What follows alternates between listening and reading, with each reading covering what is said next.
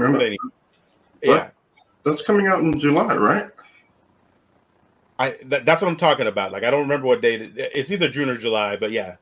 I think July. Yeah, I think you're right, July. I can't commit the date to memory anymore because I've done that 3 times already, and none of those have happened. So enough. You don't get my memory, Black Widow. I'll go see you when you come out randomly. The following may contain language which will be offensive to some people and inappropriate for children. The topics discussed may include drugs, alcohol, or be sexual in nature. This show is intended for mature audiences. Listener discretion is advised. I'm serious. It's dirty. Really, really dirty. Still here? Then pour your favorite beverage, sit back, and let's get this fucking show started.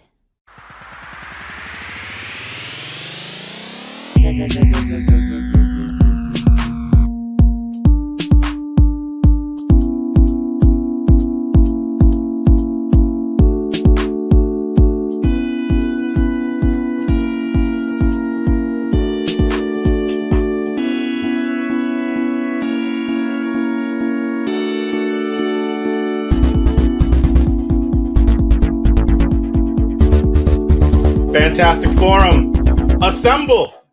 You listen to Fantastic Forum, the premier show about comic books and your live weekly conversation about geek culture and entertainment. We are the Fantastic Forum, coming to you live and direct from Fantastic Forum Studios, Los Angeles. Hope you're having a wonderful morning, afternoon, evening, or night, as the case may be, depending on where you are in the world. And if you're not, you just stick with us. We'll help you take it up a notch. You have the usual suspects in the building. First, he is our riddle inside of an enigma trapped in Chinese finger cuffs. You don't know him. You love him anyway. He's our silent assassin, Jay. Hey, what's up? Next, he is the backbone, the pillar, the strength of Fantastic Forum, and our nigh invulnerable brawler and resident strongman, Moses Magnum. What's up?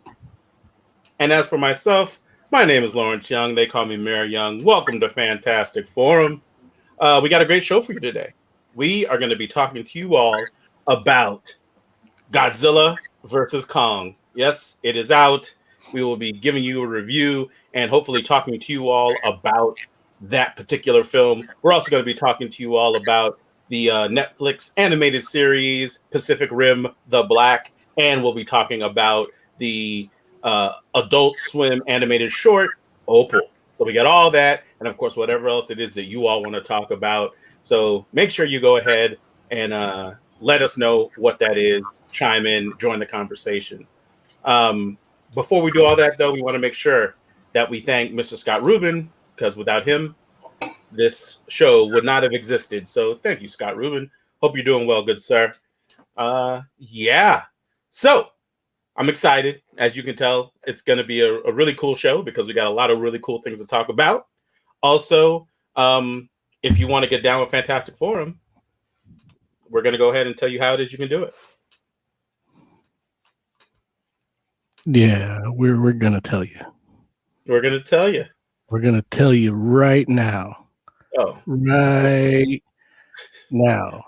Want to get in on the action? Call Fantastic Forum on Skype and join the fun. Too shy to call in? That's okay. You can join the Discord chat room available at fantasticforum.live. Join the party. You know you want to. I would just like to take this moment to mention the tremendous work ethic of our intern. She's a phenomenal woman. Everyone knows that about her. Thank you, intern. We told you not to talk about her assets anymore. No. I didn't. I was just talking about her as an individual. Nothing about her physically. I don't even know what she looks like anymore. I forgot. You have to have another meeting. No, son of a. So anyway, yeah, gents, good to be here. Unfortunately, we don't have Oz yet. I'm hoping that he'll jump in sooner than later, because I'm actually like I'm really interested here. I'm sorry. What? Godzilla in chat made me laugh. What did he say? It's gonna give it to you. Oh wait, too soon? Damn. See, We were Heck. just talking about him last week. It's the Fantastic Forum curse. R.I.P. DMX. Wait, DMX isn't dead. I think Hey. it's. Oh, hey man, don't put that out into the world, man. DMX is gonna pull through. Let's send him positivity. You know what I mean? It's like, yeah, nah, man. That's a tough guy, man. He's been through a lot, so I believe that he will pull through. I'm rooting for DMX, but Me too. yeah, that's But, you know, yeah. But we were I'm talking rooting, about it. I'm rooting for him too. But you know, Oz isn't here, so somebody has to say these things. You're right. You're right. Like until Oz gets here. So, but gents, we should just go ahead. Let's just get into it. Let's talk about Godzilla versus Kong, and just off the top, there's going to be some spoilers, folks. So, I Can we will do say like all the spoilers? Say what? Can we do all the spoilers? Yeah. I mean, sure. I guess look. Here's the thing. What I was literally about to say was, I don't feel like this is the kind of movie where, like, it's well, it's not like Guardians, but it's one of those things where it's like the experience is what you go for, right? Like, it's like I don't feel like me telling you about it is the same thing as you seeing it in this particular instance. At the same time, I know a lot of people are rooting for Kong, and he does not do well. Yes, he's absolutely right. Jay's just gonna put it out there. Like, I love it. I'm like, okay. You should do the spoilers scroll, right? Yeah, Jay. Do we have a spoiler scroll? I mean, make it, Jay. You got it. I will You make did it last time. No, You we make have it. spoilers over scroll. Oh, that's for the. Oh, got you. Well, look, you can do a spoiler scroll. Yeah, but also too, while you're doing that, I'm gonna bring in some callers, Jay, because I see we got people here already. Godzilla versus Kong has brought the people out. Ladies and gentlemen, one of the biggest Godzilla fans I know personally, Ray, is in the building. What up, Ray? Hey guys, how are you, man? I'm doing good. I heard you can talk about this. So I have to get in on this. So there you go. Listen, I would feel wrong if you didn't call in. I'd be like, why does he hate the show? Why does he hate the show? It's like we're talking about one of his most favorite things, and he was just like, but not there though. He's like, I'll talk about it anywhere else, but not there. So, also, hold on one second. Hecht. Hey. Look, Hecht, you are the 5th member of Fantastic Forum. What up there, Hecht? What's up? Hello, people. Hecht, have you had the opportunity to watch Godzilla versus Kong already? Oh, I thought you guys were talking. Oh, okay. Yeah, I've seen it though. Yeah. What did you think we were talking about right now?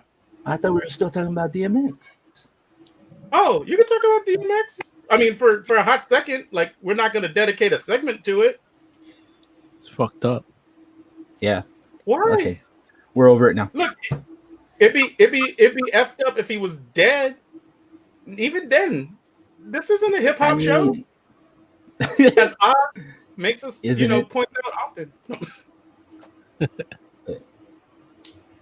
But yeah, Go I saw Godzilla and Kong. Oh, but what were your thoughts on DMX though? I didn't mean to cut you off. I was just fucking around. I think it's sad, but where the hood at, Look, but here's the thing though. There are people gathered outside the hospital for DMX. Man. Like, you can't say that. Like, there's a lot of rappers that would go down like that, and they wouldn't have people outside their hospital. You know what I'm saying? Especially, like, it's one of these things where, I'm not trying to bash the dude in any way, shape, or form, but like, I'm just trying to speak truth in the sense that, DMX's best years career-wise are behind him. You know what I'm saying? But he's made enough of an impact that when this happened to him, people are like, dude, we got to go out there for it.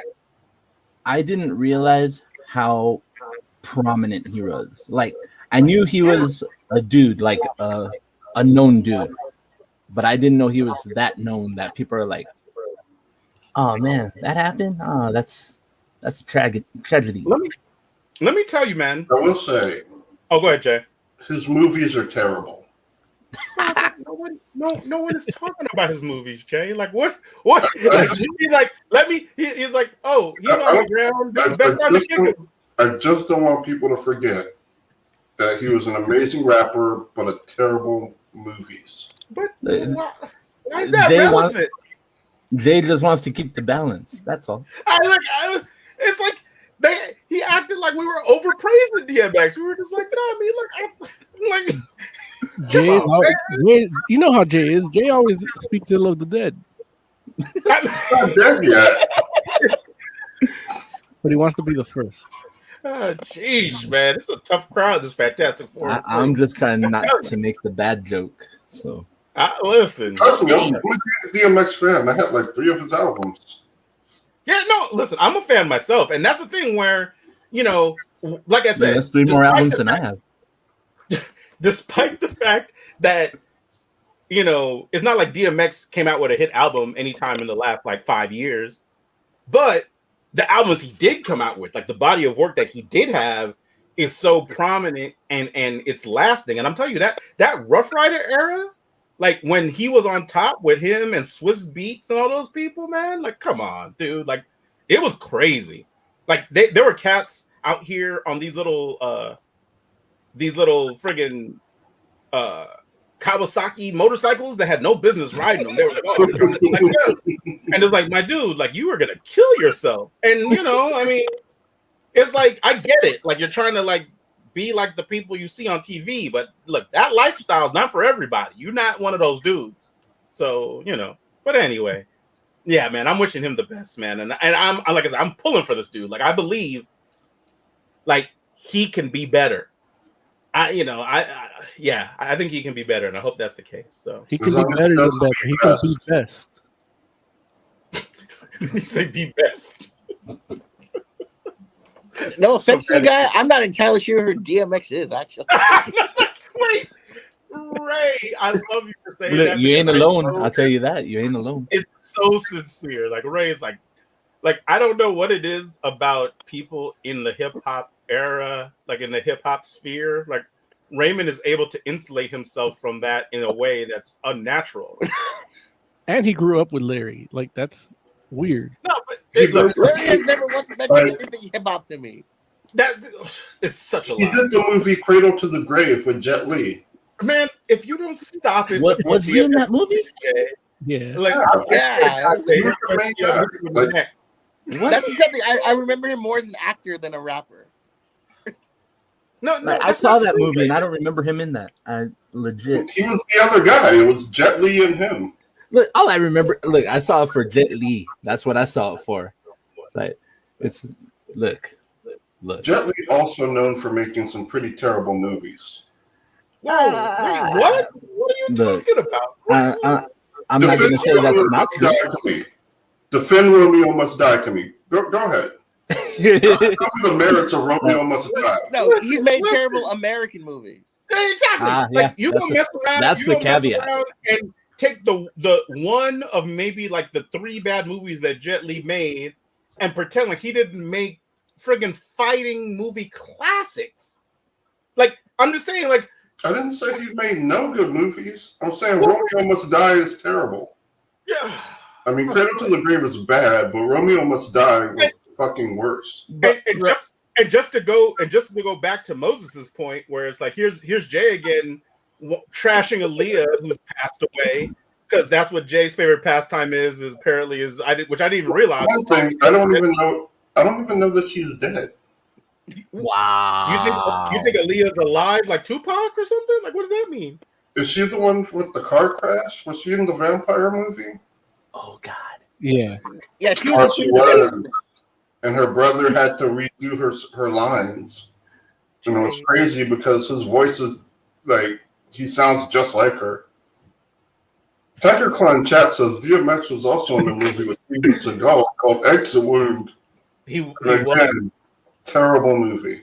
That was an I mean, excellent wait, Steven deflection. Seagal makes some really bad movies. Wait a I'm minute. not saying he didn't make good ones, but I feel like he made more bad than good movies. Listen, I would venture that all Steven Seagal movies are of the same quality, and it's just the moment in time they come out that made them better than what you thought.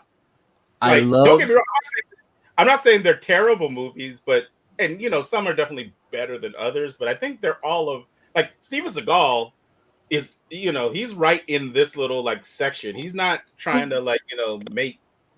He's not looking for Oscars. So you think Under Siege is better? Is just the same as, was it the Alaska one? Was it Burning Ground or something? Listen, on Deadly what Ground? I'm saying to you, I'm not On saying Deadly they're Ground. I'm not saying they're just as good. What I'm saying to you is Under Siege isn't as good of a movie as you think, and the Alaska one isn't as bad of a movie as you think. All this to say that King Kong versus Godzilla. I'm not going to listen to this garbage, Larry. I'm unsubscribing because of you now. I love that all of that is considered spoilers for Kong and Godzilla. All of it is. All of it is. All of it. This is going to be the best episode of Fantastic Forum. So who's doing the rundown for the movie? Who's going to do that for us? Is it you, Mayor? No, absolutely not me. Look, Ray, would you be so kind as to summarize what this movie is about for us? Okay, I can do Yeah, that. Hopefully, I'll do a good job. You'll do a great job. So, pretty much the movie stock. Spoilers if anyone hasn't seen it. You're too late now. You're in the jungle now. You see Kong on the island doing his random Kong things, and you see him he makes like a spear out of a tree and hucks it in the sky, and you find out that he's in they domed Skull Island entirely, apparently so that Godzilla would never sense him and try to kill him. And they're worried that he's getting too big. We need to find something to do with him. And there's this little girl on the island. Apparently, all the people from Kong Skull Island died in some kind of storm, and she's the only one left, and she can talk to Kong. That's kind of her deal. And then skip forward, you see, there's this guy doing this podcast saying this company called Apex is up to some shady stuff, and he's going to reveal it all. And it cuts to him. He apparently works at Apex and seems to sneak into his work.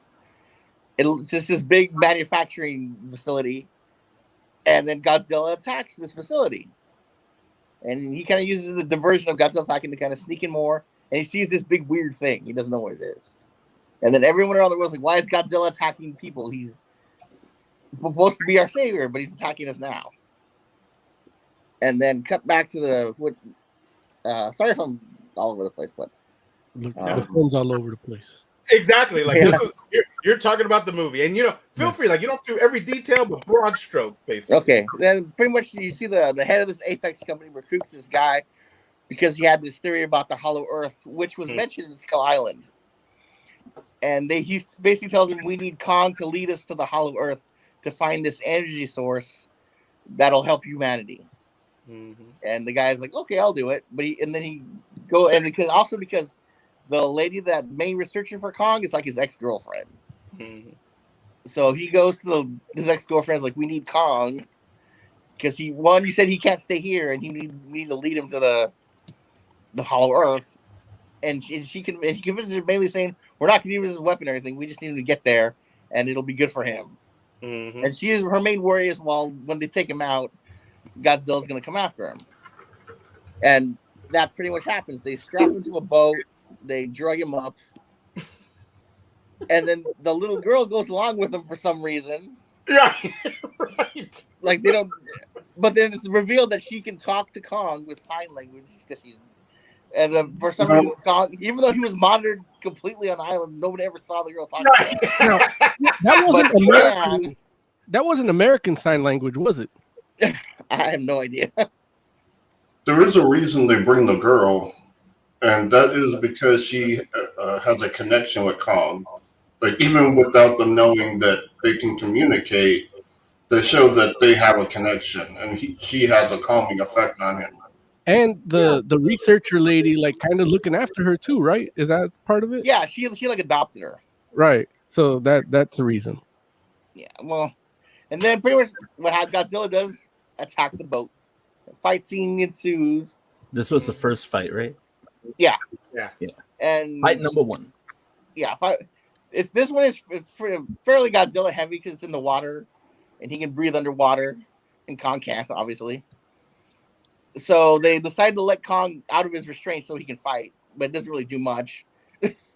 And you get the scene from the trailer. We see him fighting on top of the aircraft carrier, but then Godzilla drags Kong under the sea and starts dragging him down. So the humans have to help by shooting depth charges at Godzilla to make him let go of Kong.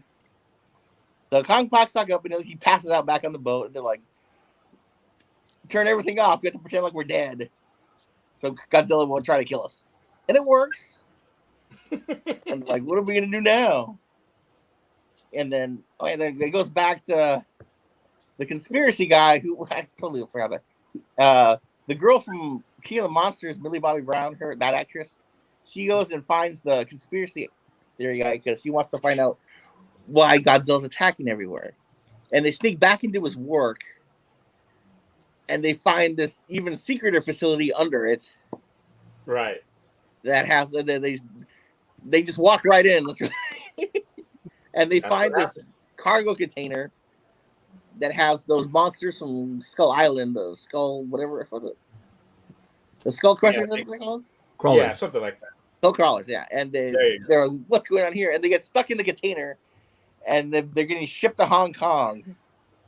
Right. Apparently where were they at? They were in, I think it was Louisiana. I think that's where the they got shipped from Louisiana to Hong Kong in that like underground tube. It was a reverse wish. Wait, ladies and gentlemen, Oz is in the building. What up, Oz? Oz, you're the sixth member of Fantastic Forum. See how quickly I get promoted? That's what happens when you late. What happens when you show up late, man? Look, on Godzilla versus Kong Day, man. Look, you sixth. Not playing. It's all good. Continue, Ray. Yeah, I'll try to speed it up a bit. Okay, so yeah, they get shipped to Hong Kong. Then it goes back to the Kong side, which is they airlift Kong to Antarctica, where their entrance to the Hollow Earth tunnel is. Right.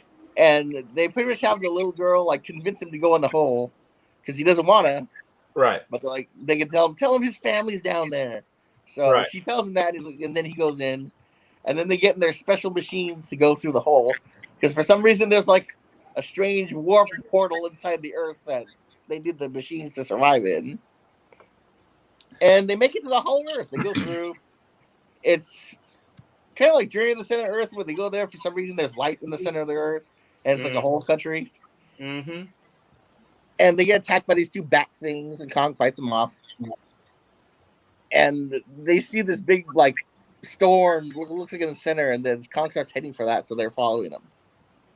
They come back to the Team Godzilla, and the thing arrives at Hong Kong, and they get out, and they still move. They get out of the facility, they get into the big room, and it just looks like this big giant like arena.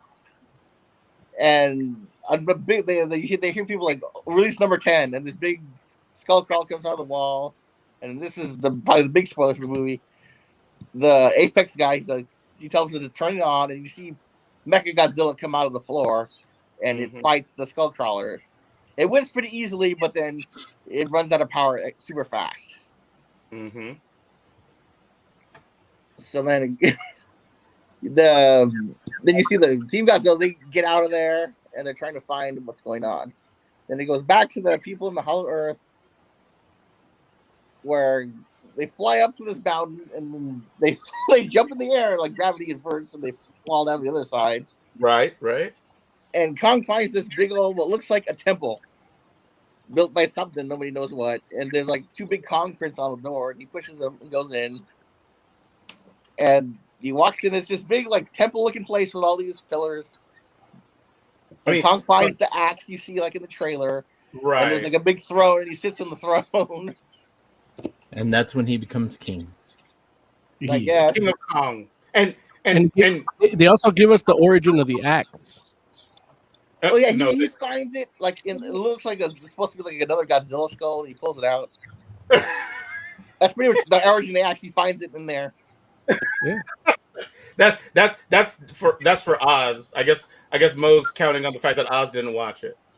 No, but I also like the origins of things too, so I look for those now. Oh, geez. That's not even. Well, if you're looking like That's not even the origin of the axe, because there's more than one axe.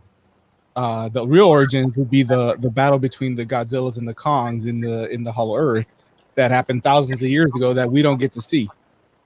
Yeah, Well, they mentioned it, but you never see anything like in direct reference to it. Like if because the axe it's supposed to be like a Godzilla bone, and the axe part is actually supposed to be a Godzilla's dorsal fin. But you wouldn't know that unless you bought the toy, because it says that on the back of the box. I was like, They never mentioned that at all. Like, how did you know that? Like, unless you bought Also, what toy? If you're The if you're a shareholder for IDW, you get that information too. What? Is there a comic? Yeah, there's comics coming out all year. They got like five Godzilla series. Yeah. Oh, I didn't know that. Wait, no, but seriously, Mo, did they tell you that was a thing or no? Yes. I don't even know. Like, I'm just saying, it's like Raymond just blew my mind just now with like, because he's like, he knows the origin story. Wait, And I'm the dorsal fin you knew though, right? It looks no, like it. I didn't know that was a Like it. And that's why it sucks up the Godzilla energy. Like when he powers up. How did you? The Ray got me with the bone part. I did not know that the handle was a bone. Was like a thigh bone or arm bone or whatever. But Ray come got you on, with the bone, huh? the axe part was a fin. It's shaped like it. I mean, or counterpoint was shaped like an axe. Well, but when the Ouroboros lights up on the floor where the axe sits, it sits in the dorsal fin part of it. The energy, you mean? Well, No, it's the axe. an Ouroboros. The symbol's an Ouroboros. Yeah, when he puts the axe on the floor, it makes a big Godzilla circle. And Right. the axe is And it sticking out fits the back like if it was his fin. That energy, the ring is an Ouroboros. That is it's a symbol of eternal life and death. I'm not going to get into that. We don't have time for that. But it's also in the shape of Godzilla. What do you mean it's in the shape of Godzilla? It looked like Godzilla? Like a Yeah, silhouette. it's a Yeah, silhouette like you see the of head, all and, the like the body, and then the tail. all the sticking dorsal around. fins. It's all the dorsal fins and the head. Look, I guess I wasn't paying that much attention. I guess Lawrence has never seen Godzilla's dorsal fins. Yeah. I've seen Or the an Ouroboros. No, I don't know. Definitely seen an Ouroboros. What No. you say, Jay? But so, Matt's definitely seen an Ouroboros. Well, I don't know what that is. Like, I don't. It's the snake eating its own tail. Oh, yes, I have seen that. Like the amulet from the Never-Ending Story. Yeah. Absolutely. That okay, but what's that The have to do with symbol for Godzilla? Ellis online. It's a threesome that's an Ouroboros. What's that have to do with Godzilla? Well, the war with Godzilla and the Kongs, it just repeats itself. Well, no, the shape you see when it lights up is like that. It's like Godzilla, the mouth, and it goes around the tail, goes back into his mouth. Right, but what it is, So it's a Godzilla version of the Ouroboros. Is what you're saying. right? Okay. See, like I said, I don't think I was paying that much attention to what the light up in the ground was at that point, and I didn't realize it was a fin because, okay, I mean, See, that's the problem with watching it in your little ass 20-inch TV. Yeah. no, I got a good sized television. You say television, I say monitor. Television. he tweaks it with the wrench. Television. Don't be mad at me because I know words. Don't be mad at me for that. You didn't know Ouroboros? Ouroboros is not a word. That's number one. No, but anyway. Oh, now, Okay, now you're making fun of my Mexican accent. I see. Okay, all right, it's like that.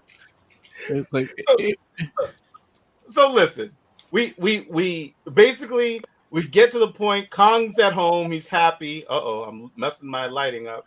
We get to the point. Kong's at home. He's happy.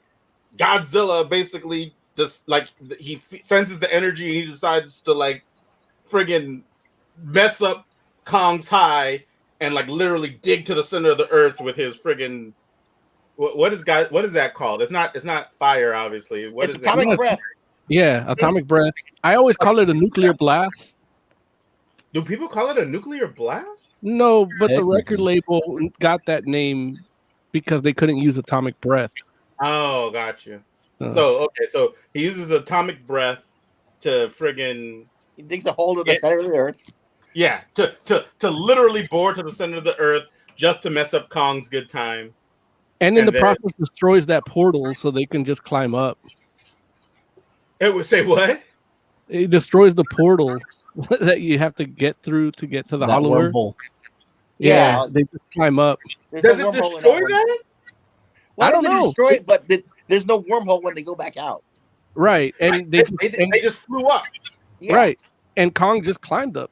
Like, Right. Yeah. Like a G. yeah, Yeah. And then while this is going on, we find out the head of the other company's like, I built Mechagodzilla so humans can be number one again.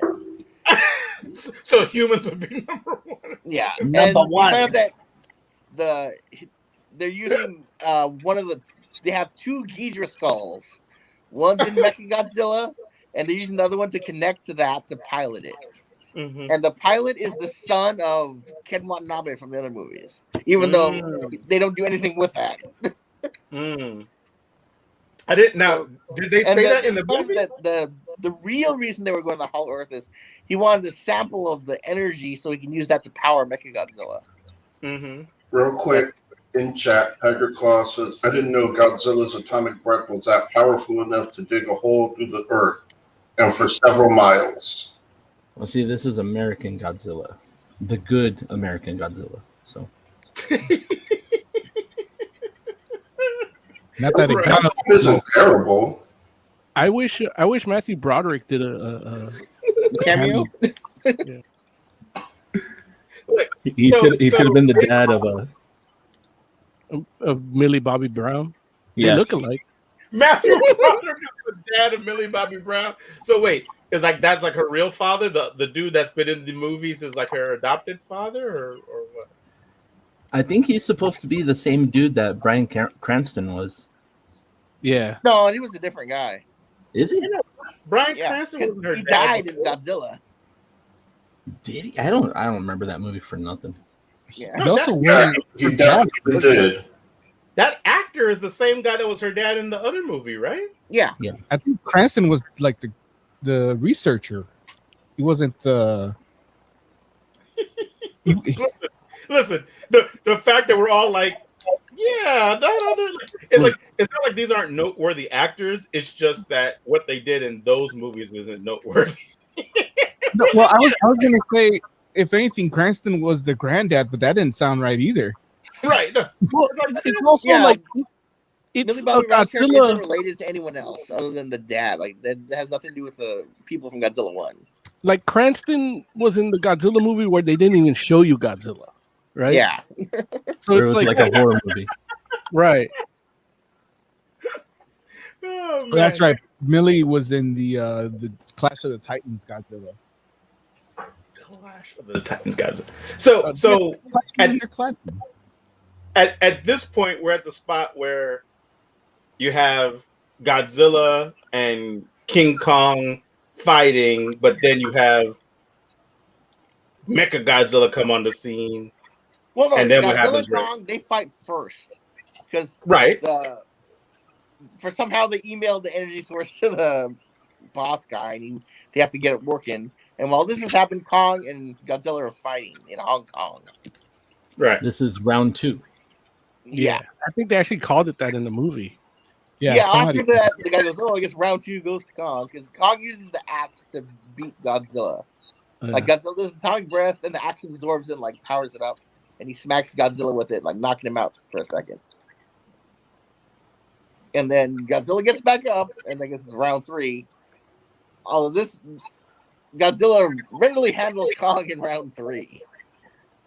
So much so that he pretty much is dying afterwards, and the humans have to save him by using like the flying car. They have to like defibrillate him because his heart's stopping. Right. So then, while this is going on, the guy's like, "Oh, we can power up Mechagodzilla now." So they turn on Mechagodzilla, but while it gets turned on, something goes wrong, and apparently, this is what I think happens. Like Ghidra's brain takes over, and Mechagodzilla goes berserk. So just so I'm clear here, when you're like, you think, because the movie doesn't tell us what exactly happens, right? The movie literally just is like, okay, we made the pilot got disconnected, and then his brain gets fried. Yeah. But Godzilla keeps going, but they don't ever tell us why specifically it keeps going. Like we have to infer. Yeah, I guess Ghidra's brain. See, or what I thought is they mapped the brain waves. Is what yeah, it looks like they to me. used DNA to make a supercomputer. So that's what I'm assuming. Like happened and became sentient or something and took over. See, I thought the dude's brain, like the mind or whatever, got connected to the Mechagodzilla. So when that short out happened, his body just died, but all of his brain mind stuff was in Mechagodzilla. No, but see, that doesn't make sense though, because that guy would just keep doing what his boss told him, even though his mind is in Godzilla. Like it's not until he tries to like go back into his body that he's like, "What the hell's happening?" I mean, he was doing what his boss told him, but he was stuck in a fight. Thankfully, I watched episode 8 of Evangelion, and I know what berserk looks like. Look, Although it's the first thing Ray's the only one to get kill the boss. Well, Ray's the only one that's watched the Evangelion enough times to get the joke. Like, that's not. Look, I made that joke 10 years ago, and you laughed. Because 10 years ago, Evangelion had only been out like for 15. Yeah. 25 years later, it's like, what the hell, Mo? Like, I don't know what to tell you, man. It's not his fault. It was fresh for Mayor. That's why I love you. That's why I love you, Larry. I can just reuse my material. Damn it. No. Now I need to go back to watch Evangelion and then watch the show again so I can laugh at that joke. Go ahead, Jay. Oh, you're saying they infer what happened, but I thought they showed it pretty clearly what happened. Oh, how? Where? Basically, when they get that energy from from underground where Kong was, when they get that energy that they were looking for, the energy source via email. Yeah, it fries the guy's mind and fries the guy's mind, and then it basically brings to life the mind of. How do you pronounce his name, Ray? Ghidra. Right. It brings, like. How is that brings to life the mind of Ghidra. How does the energy get to the people where Mechagodzilla is? Did you say Mega? You don't have. No, Mecha. Okay. He said Mega again, didn't he? I know. Listen, answer the question. How does the energy get from the people in the ship that gets crushed to the it's all math. It's all math. It's a QI charger. Well, what I'm saying is, what happens is clear.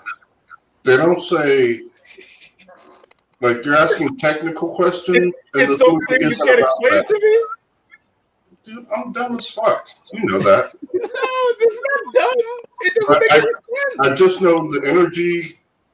They upload the energy by email. I guess you guys have been saying they upload the energy. It fries the dude's brain and brings the brain of Ghidra to life. Like that's what happens. You'd get it if you saw the movie. And then that's when Mechagodzilla kills the Apex dude, escapes the facility, and then proceeds to get revenge on Godzilla for killing him. Okay. Look, and While we're talking, uh-huh. I love Mechagodzilla's fighting style. Me too. That was done so well. Okay. Well, the design itself was actually pretty good to me because he had like Godzilla's type of design, but with a more sleeker body that would make him a more efficient fighter at hand-to-hand shit to deal with Kong. Yeah, except really long arms compared to Godzilla. Right. Yeah. But also the torso, the center of gravity was more concise. Something I strive for. Okay. Yeah. All right. So Alright, so finish I this don't know. explanation. So Mechagodzilla comes out, starts fighting Godzilla. Godzilla's losing, and then they defibrillate Kong, and he wakes up. And the little deaf girl tells Kong, "Go fight Mechagodzilla," and he does. So Godzilla and Kong team up on Mechagodzilla. They're still not doing great, but then Godzilla has to like power up the axe again by shooting it with the atomic breath, and then that's how Kong beats Mechagodzilla with the axe because it's all powered up. And then Godzilla and Kong stare at each other for a second and go their separate ways. Kong goes to live in the Hollow Earth. Separate ways.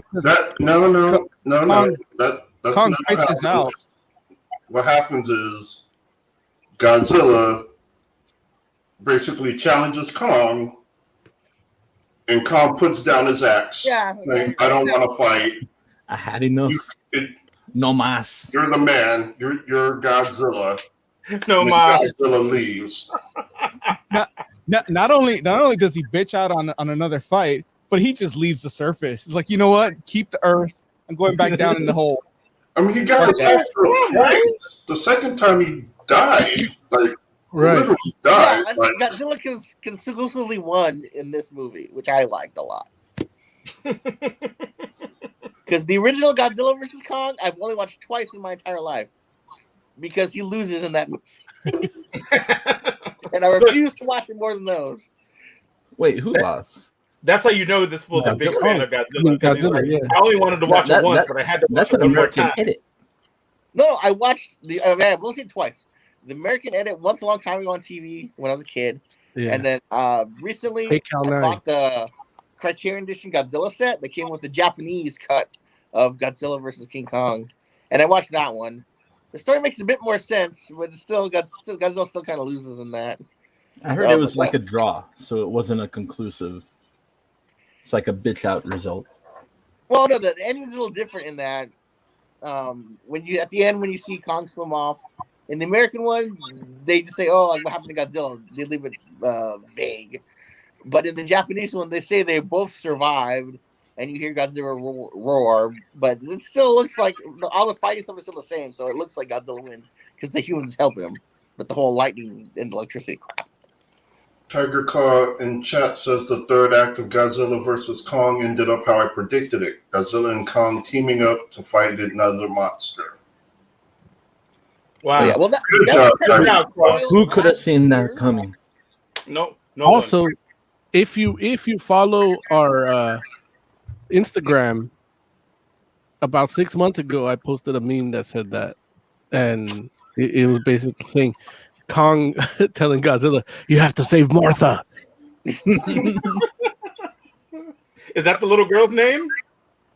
No. It is now. What's her name, Jay? What's her name? It is in I bet you Skull don't Island. know. In Skull Island. In Well, Skull then it Island. might be Martha. No, I'm going to take a note. I remember that. Wrote it down. I remember that post, and I believe it was Mothra, not Martha. Yeah, but you know, That's I'm the little girl's dyslexic. name too. Mothra. No, that's definitely not the case. The Mothra chick is an adult. What? No, The from Mothra Godzilla villains King are of Monsters. adults. Did you know What do you- Godzilla King of Monsters? Yes. the Mothra twins. Oh, okay. They're Okay. adults. All right, Jay. You're right. The Mothra twins are adults. Maybe her name is just Martha then. It's not. So, who wants to talk about this movie first in regards to like what they thought of it? I can go real quick because Go, Mo. I just enjoyed it. It was very weird and random. I didn't watch any of the other ones. Okay. So I didn't know what any of the other ones. You haven't seen Kong Skull Island. You didn't see any of the Godzilla joints. No, I wanted to, but I was building an empire, and I didn't get to. Fair. So fair. And here we are. Yeah. Okay. But the empire is now built. Oh yeah. Done? Yeah, I just did my taxes yesterday. So there it is. Look. Sizzler on Money Magnum. Yeah. Money Magnum's back, baby. The empire is so well on its way that my tax lady told me you're fucked next year. Here comes the money. Here we go. More money, more money, more money, more money.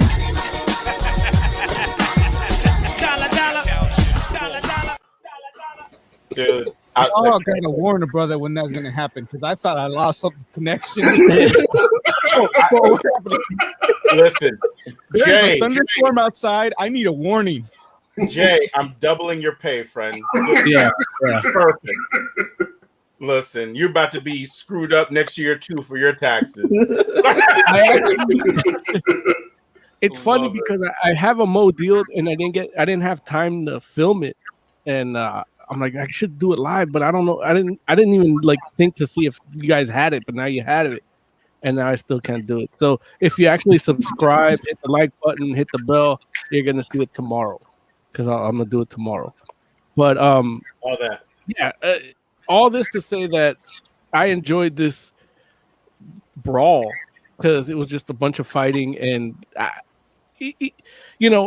part of the criticism from the Cranston Godzilla was that you didn't see Godzilla, and then it's like, okay, now you see him, and my brother, who's like Ray to me, like the biggest Godzilla fan, like he made me watch these movies when I was a little kid about these twin apes from Japan that fought War of the Gargantuas. Yeah, and I love that, but that's his thing. Like he's the one that told me I shouldn't watch the Pacific Rim, which we're reviewing later, so stick around for that.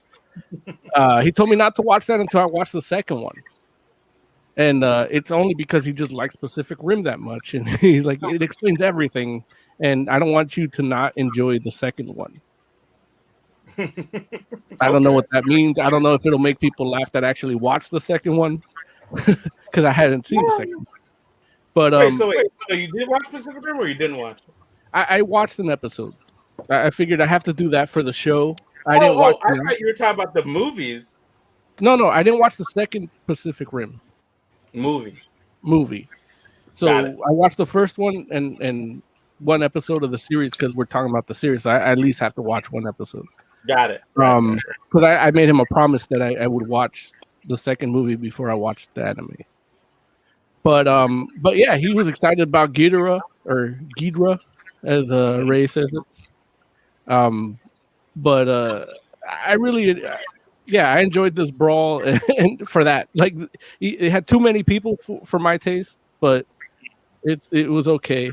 Some shit was weird, like the portal, and then you don't need the portal to get back. It was a little weird. I like the Hollow Earth thing, but if I want to be my cynical self that you've grown to love, I'd say, man, this is just Primal Rage, the movie. And then I'm mad. Yeah, and then I'm just mad. What? Primal comes after Godzilla and Kong. So? Not only that, it comes after the King of the Monsters video game. And Rampage. But what's your point? The point is Primal Rage is the derivative of the derivative of the derivative. Right. But this looks more like Primal Rage than any of those other ones. That's like when you're like, damn, the Isley brothers are just sampling Aaliyah. I don't think anyone here but us gets that. Oh, Yeah. Sorry. I thought you all like music. My bad. Well, I like real hip hop, not whatever you're talking about. I'm not The talking Ozzy about Brothers aren't hip hop. I'm not talking about any hip hop at all. I know Yeah. that. That's what I'm saying. I Yeah. like hip hop, not whatever you're talking about. Which is not Look, hip-hop. we mentioned this before you even came on the show, Oz, about how much you make sure that people don't know about hip hop. Like you made that so evident that you appreciate Oz just likes country as long as it's not Lil Nas X. I believe that. I believe that. American country, not that devil worshiping country. Y'all just mad that I'm the real hip hop fan in this group. We were just talking about how much you're the real hip hop fan of this group, Oz. My bad. Sorry. Why aren't you outside I didn't DMX's mean to bring up hospital right R&B. now? Oh, because he's Ray, what'd you think of Godzilla Oh. versus Kong? I liked it. Like all the fighting scenes were really good, and they were actually well lit. Because They are well lit. Yeah, because in King of the Monsters, it was always during it's night or there's a bunch Yeah. of rain or a bunch of smoke. Right. I really like the fact that you got to see everything. You were right.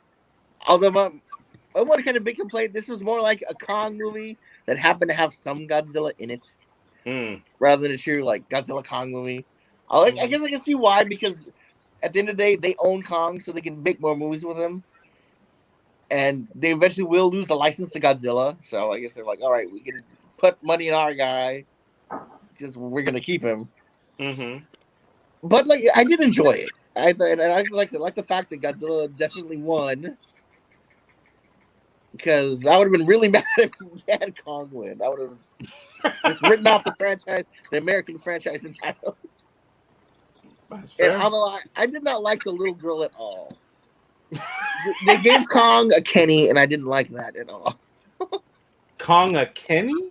That wasn't a Kenny. It's a Gamera reference. In the first Gamera movie, there's this little kid in the American dub called Kenny. And he's the most annoying thing ever. Like, Gamera's destroying everything. He's like, no, you can't stop Gamera. And he can talk to the Gamera, but it's like the most derided part of that film. So, annoying little girls and kids in kaiju films are generally called Kennys. Oh, interesting. Wait, so is that a thing that happens in other movies with kids and kaijus?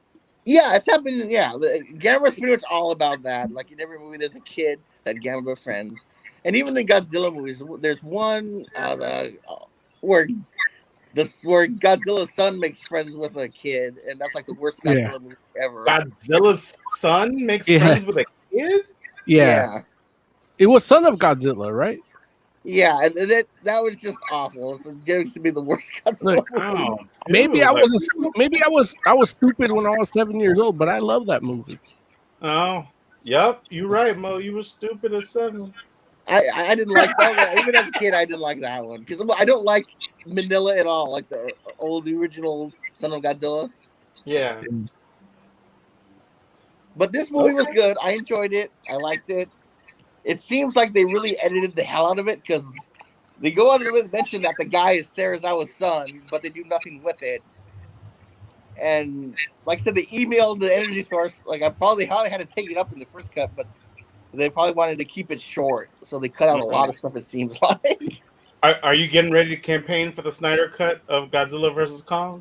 No, I don't think it would make that much of a difference. I think it would make a little more sense, but this movie I'm not watching for the humans. They could have cut out all the humans, and as long as they're fighting, I'd have been fine.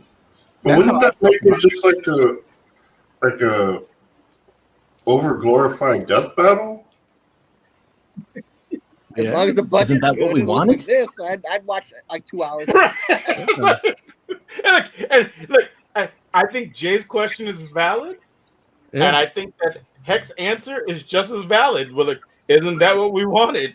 It's like, I think there's an argument to be made that that's what people were looking for was a hour and a half death battle match, right? And it's like, but I wouldn't say that they got that, but they got enough of that, right? Like the fights we got were good.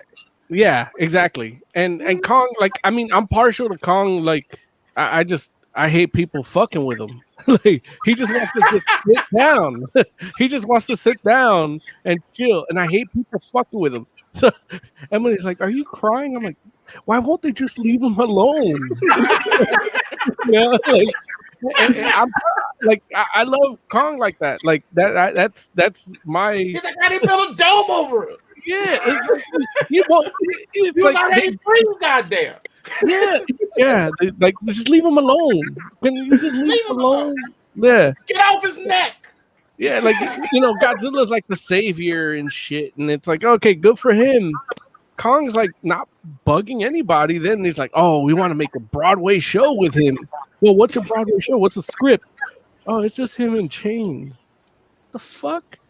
Oh, it's Beauty that killed the Beast. Fuck, like you took the beauty to him. He didn't give a fuck about that till you got there. Tiger Claw's just answering his own comments in chat. Look, Welcome to the Tiger Claw verse. while we're on the subject of Tiger Claw, Larry, he could teach you how to say Mecha Godzilla right. Mecha Godzilla perfectly. Tiger Con chat says, I don't understand a lot of the complaints about these Godzilla movies. They complain about the human characters. When these movies are all about the monsters, people see it for the monsters. Like that's him answering his own question, right? Yeah, I don't know what he's saying. He's like, I don't understand why people will complain that there's people in these movies. But he also says people go to see his movies for the monsters. Like that. That's why you would complain about humans. He changed position mid sentence. I don't know. Like I don't like because there are a lot of people in this movie, and I'm not saying that there has to be a whole bunch less, but like it's not like all we did was watch monsters, and I understand. I mean, monsters are expensive, especially when they look as good as they do in this movie. It's like I think there were more people than they needed to be because I agree. The guy sent his daughter, but she really didn't do anything important other than be his daughter. But they other didn't than on her. She didn't do anything important other than be Millie Bobby Brown. Right, which is if each monster is going to get a kid sidekick, I want them to fight too. Well, and look, the kid from Search for the Wilder People or whatever that movie is, the Taika Waititi movie. Like, I love him. I love seeing him here, but it's like you don't belong here.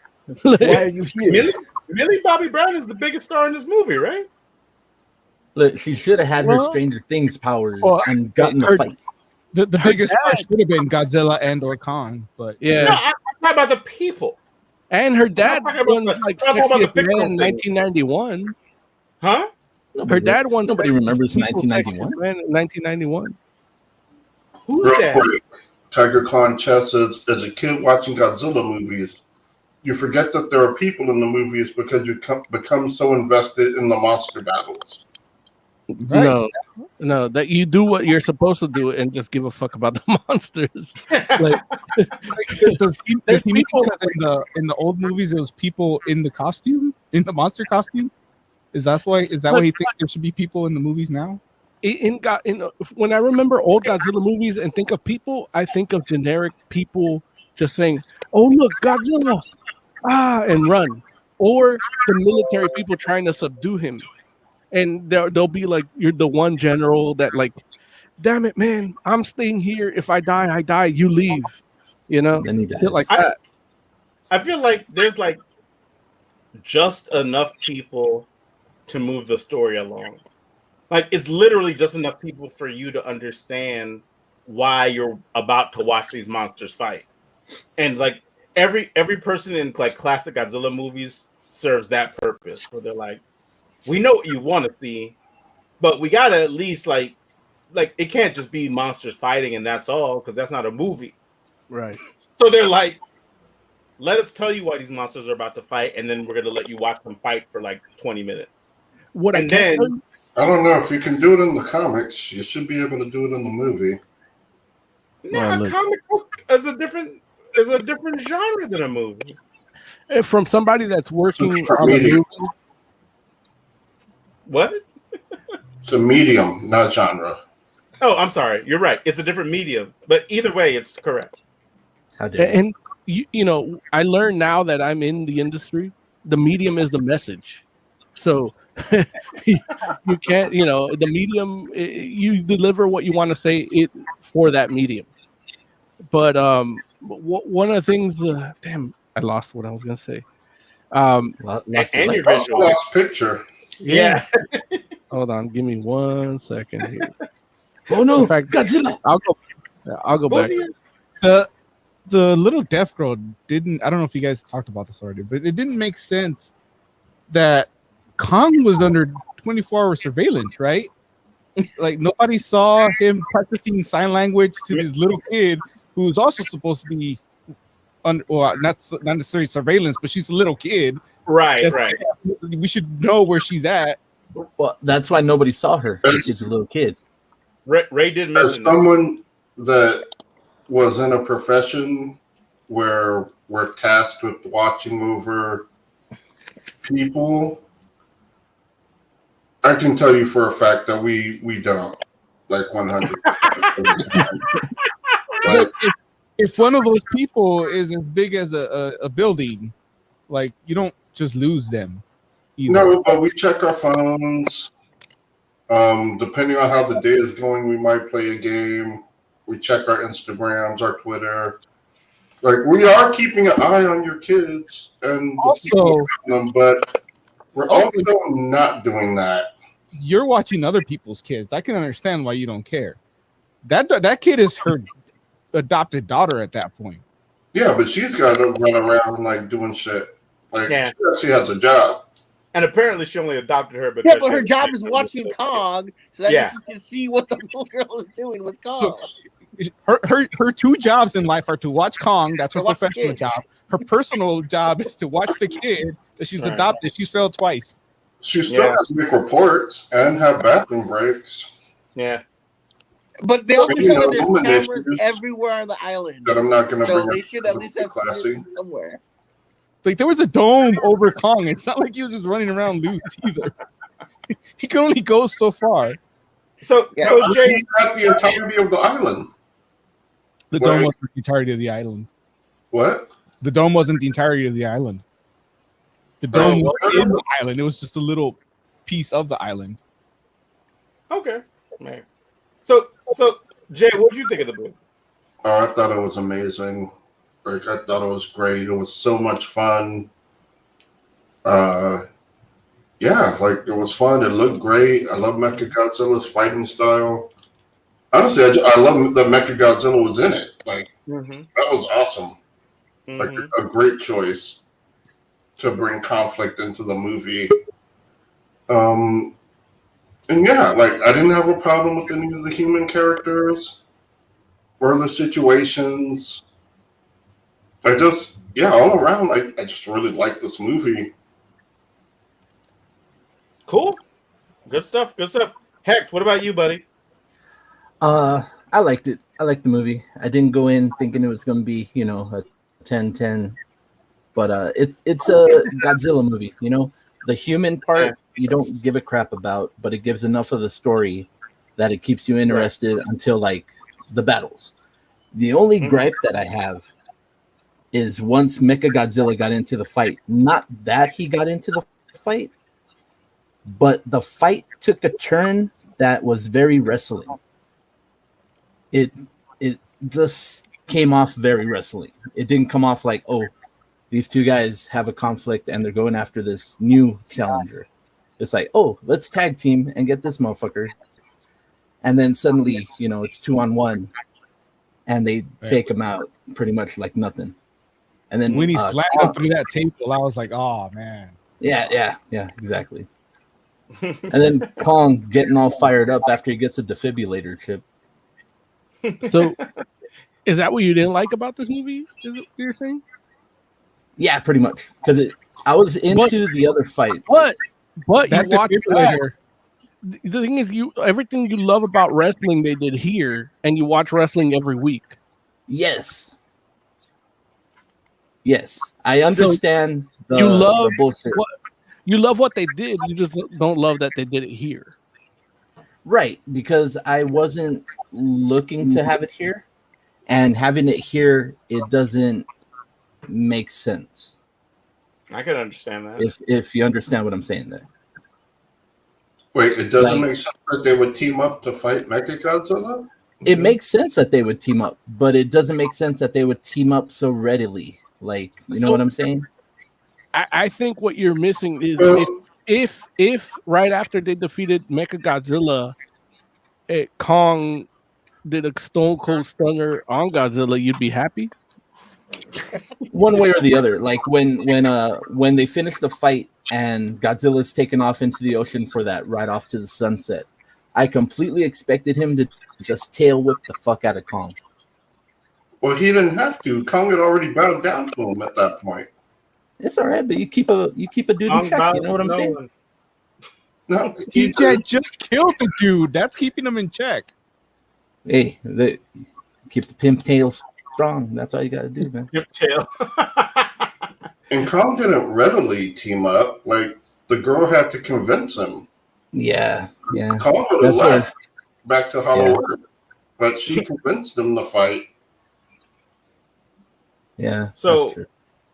So, what do you think, Oz? How do you feel about Godzilla vs. Kong? Look, I think Kong's a little bitch. Got punked out. I mean, but what do you think of the movie, though? Leave Kong It's alone. okay. I mean, once you It's get okay. killed, I mean, do you really want to keep fighting? You came back, didn't you? Well, if you play Street Fighter First- and you first put thing- another quarter first and hit things- continue, do you just like go home? You don't go home to The be a only thing family man. Superman did was change his outfit and get back in the fight. You were dead like 15 minutes. Stop being a punk.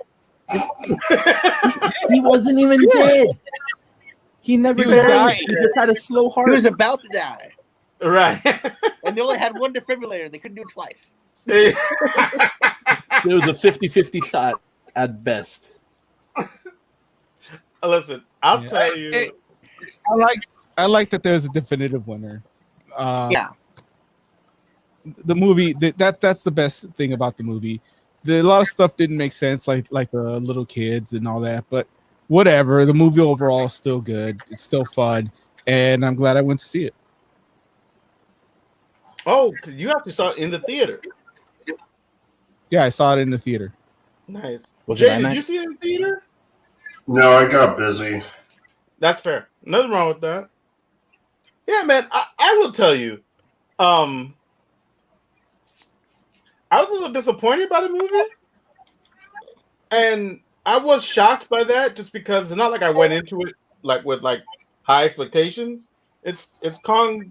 It's Godzilla versus Kong, right? But you know,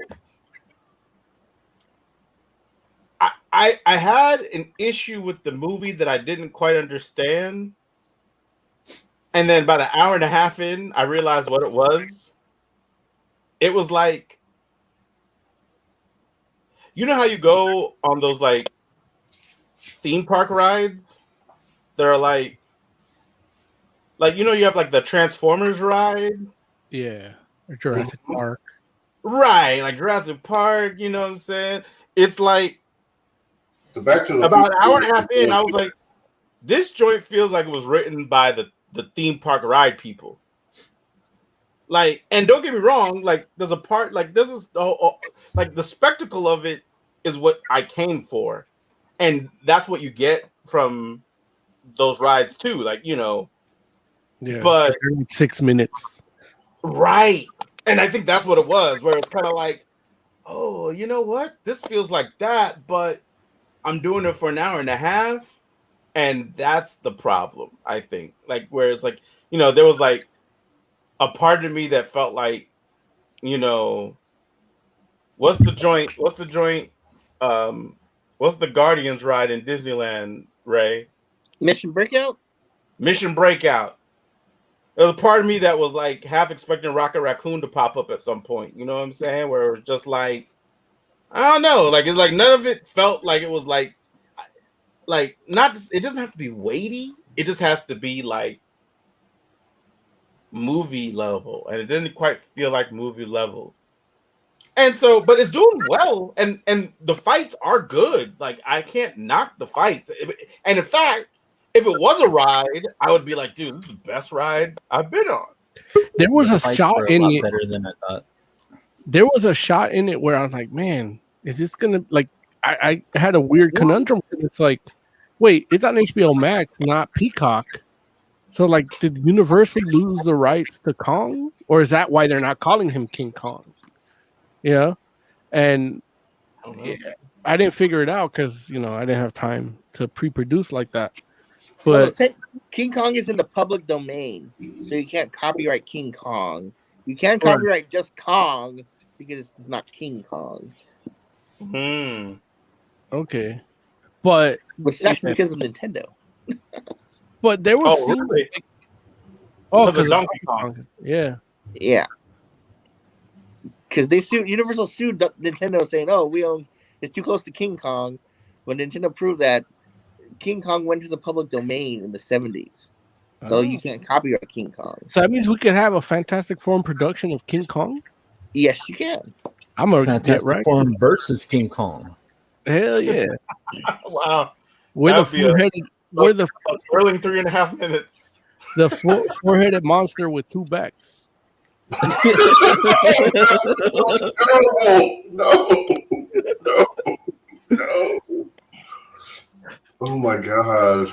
I've been waiting 6 months to use that joke. I think used to write that as the real fan among us.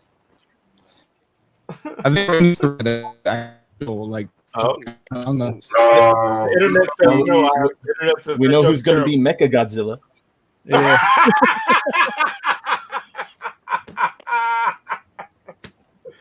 The internet vetoed your joke, guys. They're like, nah.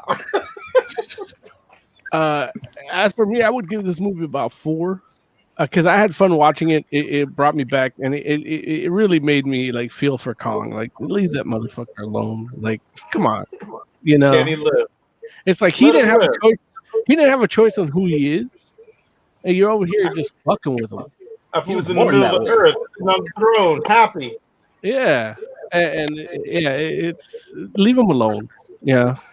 I know Big Man CJS and Twitch earlier said, "Live Brit Kong alone," and that's kind of how I feel about it. Yeah, there you go. That's kind of how I feel about it. Just leave him alone. Like that's why I always sided with Kong on everything. Like it's like he didn't want to be there. You're putting what you want for him on him. Yeah, and ever since I was like a 8-year-old kid, I was like, yeah, leave Kong alone, man. Leave Kong alone. Leave Kong alone. And then when he acts like Kong, he's like, oh, he's a monster. It's like, well, yeah, like you woke him up. He's hungry. Like you gave him everything that irritates him, and here he is. And then all of a sudden, you hate him. Yeah, right. Yeah, and then that's kind of what we got a glimpse of that, and I think that's kind of why he lost because it's like he's like I don't want any of this shit. Yeah, there it is. I kind of I when I was fixing the camera shit, I kind of heard Joe say that the people thing wasn't too bad, and that's where I lost my train of thought earlier, where it's like they had too much people shit, but that people shit wasn't like overbearing on the plot. Like if it was edited down to like an hour and a half, you would have still gotten the same dynamic and had a better time. But I don't think the people thing really overpowered the monster shit. Yeah. So that's why I ultimately give it a 4 out of 5. Okay. What about you, Ray? I'd give it.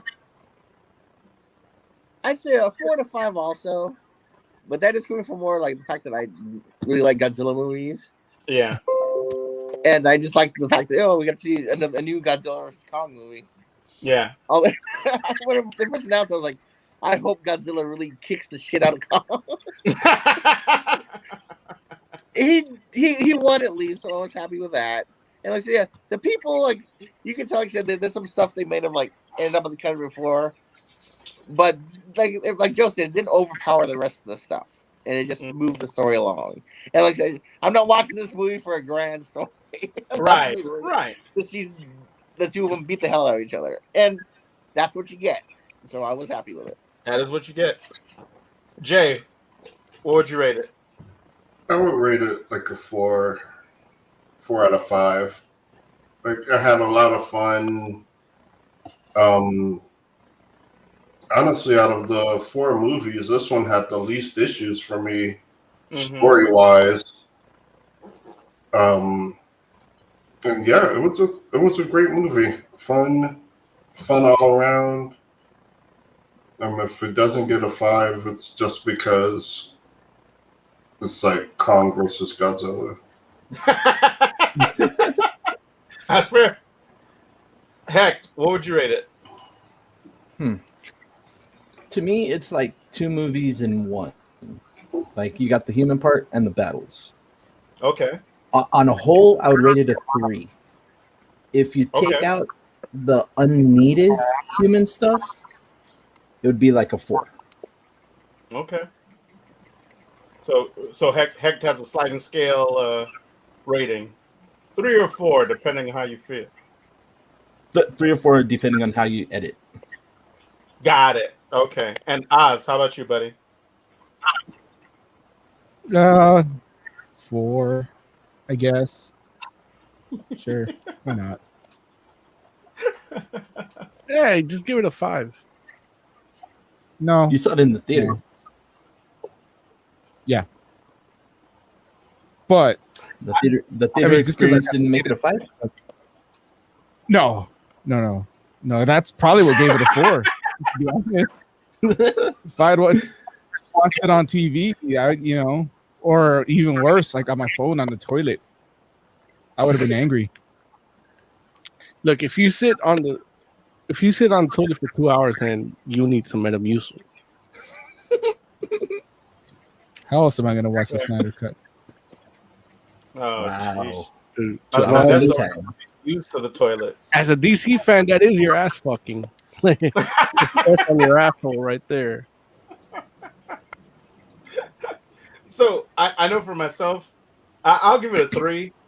I don't know. Maybe if I saw it in theaters, it'd be different, but I don't think so. I think I would feel the same way. But I will say this: this was the kind of movie. Like going into this, I was thinking like, okay, I'm gonna watch it on HBO Max, and if it's still around, like at the end of the month, maybe I would have went to go see it in theaters too, just because it's like it feels like the kind of movie you should watch in a theater. And while I'm not comfortable doing that, like this past weekend, maybe in the weekends to come, if it was still around, I would feel comfortable doing that. But having seen it, I'm just like, you know what? I think I'm good. I think I'll just, yeah. But It's a I mean, solid it's not terrible matinee. by any means. And I would go. I think it's worth watching just for the fight scenes alone. Like I feel like the special effects are the real star of this joint. Like Kong looked amazing. Godzilla looked amazing. I The love design of those Cobra flying things, like physics. Yeah. From a physics standpoint, like I'm not even gonna really judge it on that because I never finished my degree, and so I can't really judge it. But those Cobra flying things, like, were they floating or flapping, like gliding, like physics? From the physics standpoint, like that was bad. But from a design standpoint, I was like, man, I want one of those tattooed as an Ouroboros on me. You got to remember this. Like you're talking about the laws of physics. Place that literally is in the center of the Earth. It's like gravity doesn't do what it's supposed to do. So No, but they told you what it does. It reverses. yeah, but apparently there's a point where that isn't the case, right? Because that's how Kong did like the whole. Yeah, but they fought on the ground. They weren't in this like the up the Right. mountain. They weren't floating. That mountain was the altitude where they meet. The two gravities meet. But I mean, we're talking about from a physics standpoint, that doesn't make sense in regards to a place that exists at the center of the Earth, which gravity is like that. Like if you're going to talk about physics, it doesn't like the center of the Earth is a molten core. I mean, I get You it, don't but know I mean, we're not at the center. We're at the hollow part. Like that, the movie like doesn't say you're at the center. You're at the hollow part. But so we're basically talking about like a world that exists around the molten core of the Earth, like it. Mhm. Well, so here's the thing. This is where the movie kind of lost me, and I got a little angry for like 3 minutes because you take a wormhole to get there. So it's like, okay, so it's like another dimension within our Earth. And I read Black Science. Like I know multi-realities are like an onion, which is a sphere, and Yeah. the closer to the center you get, the stinkier it gets. And Mhm.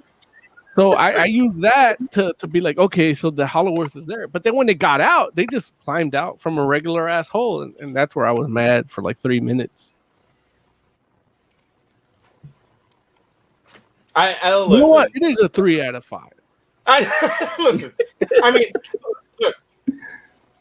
And I blame the people. Godzilla dug a hole to the center of the Earth from Asia. Like that by itself, it should be. I'm just look.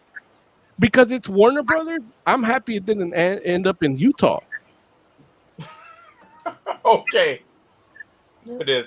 Mitt Romney's at the other side of the hole. No, but it's like in Looney Tunes when you dig a hole in Utah, like Wile E. Coyote, you end up in China, and that's not physically possible. Oh, is it Utah? Not that it matters. Yeah, he's in Utah. Like it's Monument Valley behind him. Gotcha. You don't like Western, that's a bit. They never turn left in Albuquerque. But which way are they coming from? No one knows. And that's where this movie kind of look. It's a segue to Pacific Rim, because this movie, like with that wormhole part, like going deep, that's a Pacific Rim thing, or a Lovecraftian thing, if you want to go that far back. Right. But it's like, and then they just undid it. But now we're in the Pacific Rim movie. I'm like, wait, they undid what? Who undid what? No, in Kong, like they undid the wormhole part that you have in Pacific Rim, and that's your way in and out, and that's where you can keep making more movies. And here they just undid it, so you technically can't make more movies. Yeah. With the wormhole, like you can just go into a cave by your park and get there. Yeah. Right. If you spelunk enough, deep enough, you get to Hollow Earth. That's how you get 3 seasons of Dark. Right. There it is. You hit the nail on the head, Mo. All right. Yeah. Let's go ahead and let's transition over to Pacific Rim: The Black. Hecht, Ray, if you all want to hang out, you're more than welcome. But if you want to go, like I don't know if you all have seen Pacific Rim: The Black, but you're more than welcome to hang around if you like. I actually do have to check out, so it was really awesome talking to you guys. Hey Ray, thank you so much, dude. Appreciate you calling in and hanging out with us. I love your shirt too.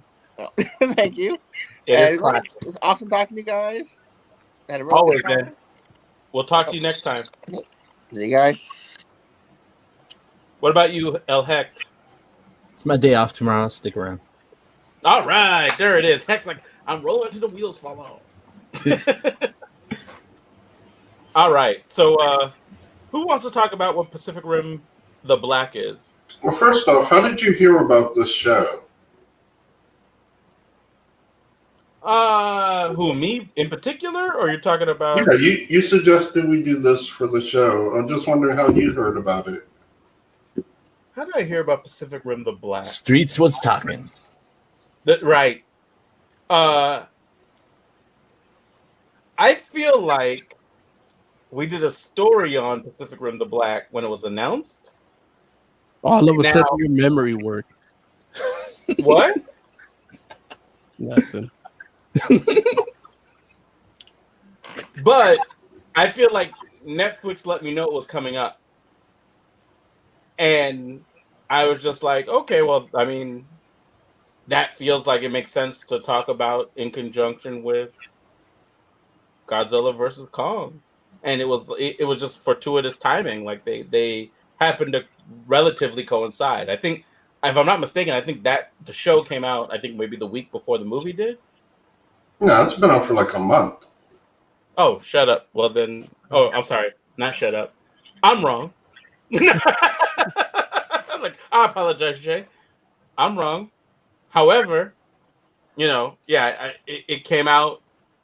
Then if it's been out for like a month, then I guess it came out a month before the movie did. Since we're talking about that, let's talk about this synergy, kaiju synergy. So Okay. I guess I can talk about this show. Oh dang, do it, Jay. Look, I'm feeling your turn down energy. Let's do it.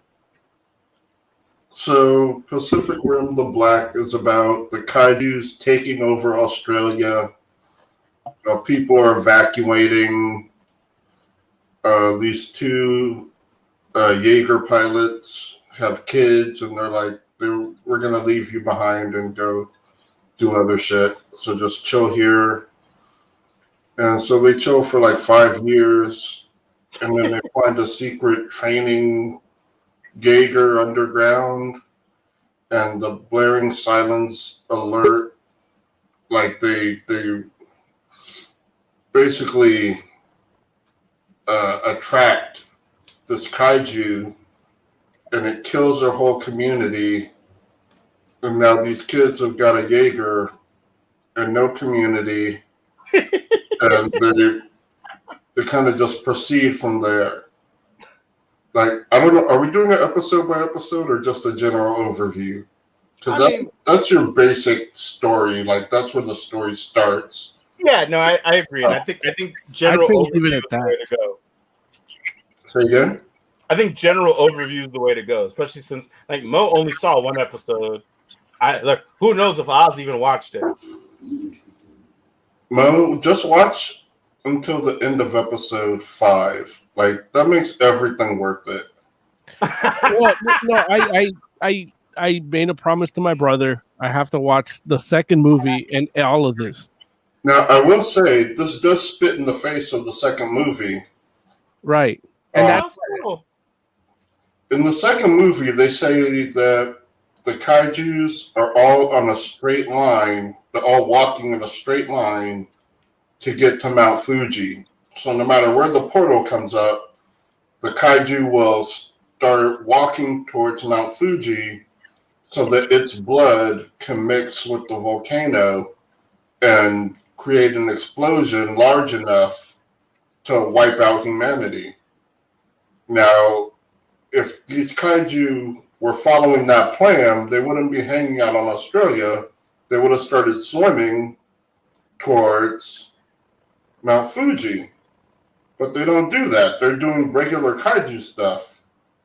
And so it's like, yeah, regular kaiju fuck stuff. you, stupid second movie. And I'll be honest, that is the part about the second movie that I hated. Mm-hmm. Like, how did you not notice they're all going somewhere? Like, it's fucking retarded.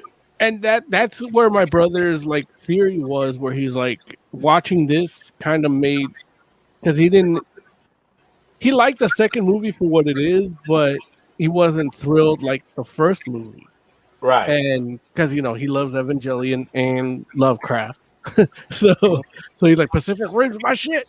And so when he saw the second one, he's like disappointed, and then this kind of like revived it for him. And that's why, in honor of him, R.I.P. my brother, I'm gonna do that. Yeah, the second one. What do you mean, R.I.P. your brother? Well, I have to make it like for the audience. The audience has to be invested in me watching the movie and finishing this. So I'm making it seem like he died. It's all for the likes, Larry. In any case, yeah, that was actually the only thing that I really disliked about the second movie. Like, otherwise, I thought it was pretty good. Yeah. But yeah, that one part they added to try and make things make sense just fucked everything. What are you gonna say, Hecht? I've never seen Pacific Rim, and I didn't even know there was a second movie. I think I knew about this show, but Jay just sold it all for me, and I need to watch all this now. Yeah, and that's kind of how I felt when my brother was telling me about this anime, because it's like he didn't. I'm like, I go, when the fuck did you get Netflix? Like you still haven't finished the second season? Because I keep telling them like you gotta watch the MCU shit because that's like it's like MCU, but it's also gritty, like real. It's grounded, and that's what he didn't like about like Agents of Shield and shit. So I'm like, no, watch Punisher. Yeah. Watch Daredevil, and he got that, and he didn't watch any of that, but he watched Pacific Rim. Yeah, heck, I think he got it for Pacific Rim. That's heck, hilarious. Pacific Rim is the Mecha Godzilla fight over and over again.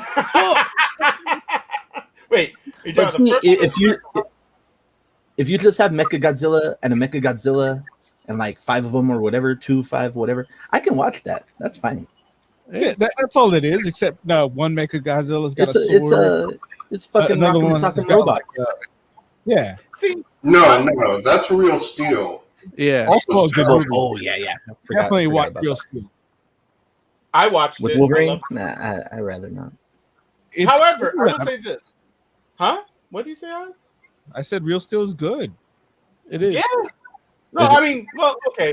Good might be an overstatement. Well, it's Steven Seagal good. Right. Oh, Exactly. See, Yeah. Mo gets it. Let To be me TV, watch- good. I got you. Don't tell me I'm the only one that beat off to Out for Justice. Listen. What the I'm not talking about beating off. Was that the one where he was in the coma? Wait. And No. the nurse was perving on him? No, that's the one where he got like everybody has guns in the bar and he gets a cue ball and puts it in a scarf and beats the fuck out of everybody. I remember Oh, that. That's okay. so good, dude. I used to That was love amazing. that movie so much. Oh my god. Out for Oh. Justice. My shit. I was doing katas to that movie. Exactly. anyway, what I'm saying is this: is the first Pacific Rim movie. Like, I remember when Pacific Rim came out, and I'm pretty sure like we were doing Fantastic Forum when Pacific Rim came out, right? Yeah, we were doing it at Joe's house. Right. And I remember thinking like, What else? I wish you could say what you wanted to say. I want to hear it. You Say it can again. go to I the was trying to. theater. He was talking about having pizza with Matt Gates. Hold on. What? The internet said no. Sorry, Oz. Anyway, I remember watching Pacific Rim and just being like giddy about the fact that we had a movie that was like a mainstream theatrical release about giant robots fighting kaijus. Like that's crazy. And of course, Selena is like, "Oh, let me join the show." Like, I'm happy she actually does it when we're on the air. Right, exactly. Only then, right? But anyway, what I'm saying is the idea that giant robots versus giant monsters is a major motion picture blew my mind because that feels like B-movie stuff. Yeah. But I'm not saying it should be. I'm saying like it makes sense to me that you could have that in a major motion picture because that's fun for everybody, right? Well, only if Guillermo del Toro does it. Well, I mean, fair. And here's the thing. When you watch Pacific Rim, obviously you get everything I just talked about. But there's also another layer of it that's like, dude, like this, there's a lot here. And the first movie only touches on the surface of everything that's potentially there. And the second movie doesn't necessarily like delve deeper into it. I'm not saying it's bad because I don't think it's bad. I think it's Steven Seagal good. But this series, I feel like does what you would hope that when you watch Pacific Rim and you're like, oh, dude, there's a lot more here that we could delve into. And this series has done it. At least for me. I mean, like, and don't get me wrong, I haven't finished Well, and my it yet. brother too. Like Right. that's my whole brother's thing. Like I'm surprised that you actually think like my brother because I actually respected you. It's a joke. I love my brother. But no, I mean, it's like it goes deeper into like in every facet of the whole thing. It goes a little bit deeper into into like kaiju and what they are. It goes deeper into like the whole idea of drifting and what it means when you like meld your mind with somebody else in order to like form this network to pilot this giant mech. I mean, it goes deeper just into the world where it's like, okay, well, what is a world like where you know that giant monsters could technically pop up, and what does that world like look like after that? It's like it's stuff. What'd you say, Mo? It looks like Xenogears, the video game. I mean, I can see that kind of, but Xenogears is different. It looks more like Walking Dead to me. Or Attack on Titan, if you want to like do the anime. They have a Negan. Wait, what? What'd you say? Spoilers! Negan. Spoilers! Wait, I didn't say who it is. You still have to guess. Yeah, but now I'm going to be waiting for the Negan every episode. And I'm guessing it's the 5th episode. No. The 5th episode is amazing. Like, oh my god. Do they actually kill the Negan? Is that what happens? No. Like, do you want spoiler or not? No. Like, I want to. I want to talk about the scene. You know what? I was trudging through this whole series. Yeah. Oh my god, this shit is so standard. This is so basic. Like, these two dumb kids, and they're making the same shitty mistakes all kids in these things do. And then they meet the people, and it's like, oh my god, this is just Negan fucking doing Negan shit. And it's like, oh, now they're fucking doing the same shit I expect them to do. And, we get a kind of cool revelation about some stuff that I'm not going to spoil for you. Joe. And I'm like, this is a trudge. I'm trudging through this shit. And it's barely okay. Like, it's kind of not the worst thing. Like, I was right to stop watching. Like, I tried to watch this when it came out. I watched the first episode, and they got to where where the parents left the kids, and I'm like, oh my god, I don't need this. This is so basic. I don't even need to keep going. And I was right for the most part. And it's trudging in your episode 1 and your episode 2 and your episode, and it's all blending together. And then you get to the end of episode 5, and it's like, oh my god! Like, now, this Joe, is the best thing. And it made trudging through everything worth it. Like, just to get to that point. And I'm like, fuck! This was worth it. This was worth the trudging. This was worth the stupid kids doing stupid things. This was worth this is why I came. Joe, enough of the stroking. Spill the load. Like, this is why I came. Just spoil it for me. Spoil it all over my face. Let him go, Mo. I'm enjoying the stroking. I don't want to be a hypocrite. I spoil shit for everybody because fuck them. If they don't want to listen, they don't listen. they can don't do it. They can just say bye and chat and then leave and then let them know. No, Joe, tell me what happened. All over Mo wants it on the face and chest. Yeah. Right. I want it to look like pancake batter. I'm gonna refer to the mayor. I'm gonna defer to mayor. No, fuck that. Larry doesn't know. Your instinct is spoil it. Mo, let him know you're ready. Go like this. Mayor, you've watched the whole thing, right? I haven't watched the final episode of the season. Okay, I'm gonna spoil it. Okay, do it. Mute your headphones off, Larry.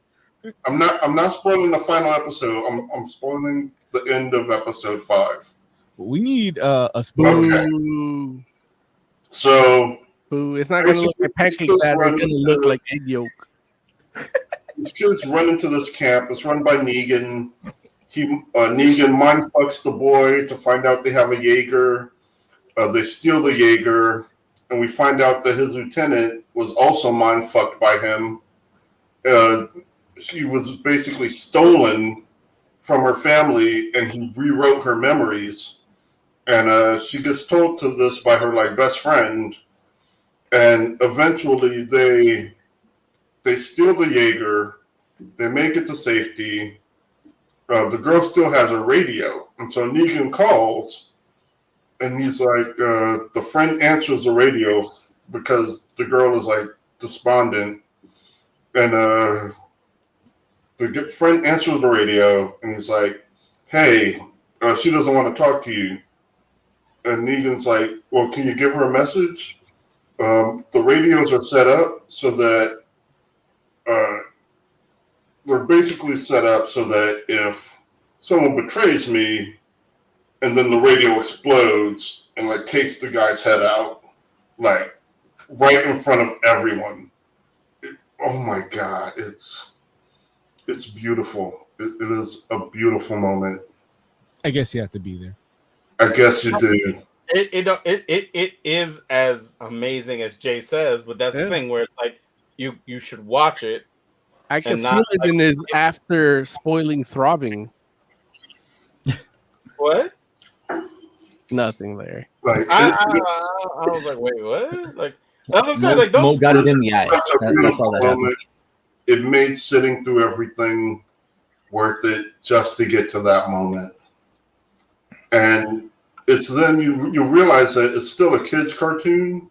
So there's not it's not a kid's cartoon. Is it not? No. Oh, is that why they keep showing dead bodies? Kids.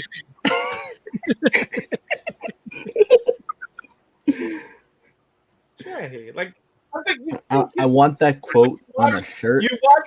You watch one has more animation than the rest of us put together on the call right now. It's 1 hour and 41 minutes. If you follow us on Instagram, heck, you can actually hear it on repeat. And that's what I'm saying. Nice. Like Jay has watched more animation than all the rest of us put together.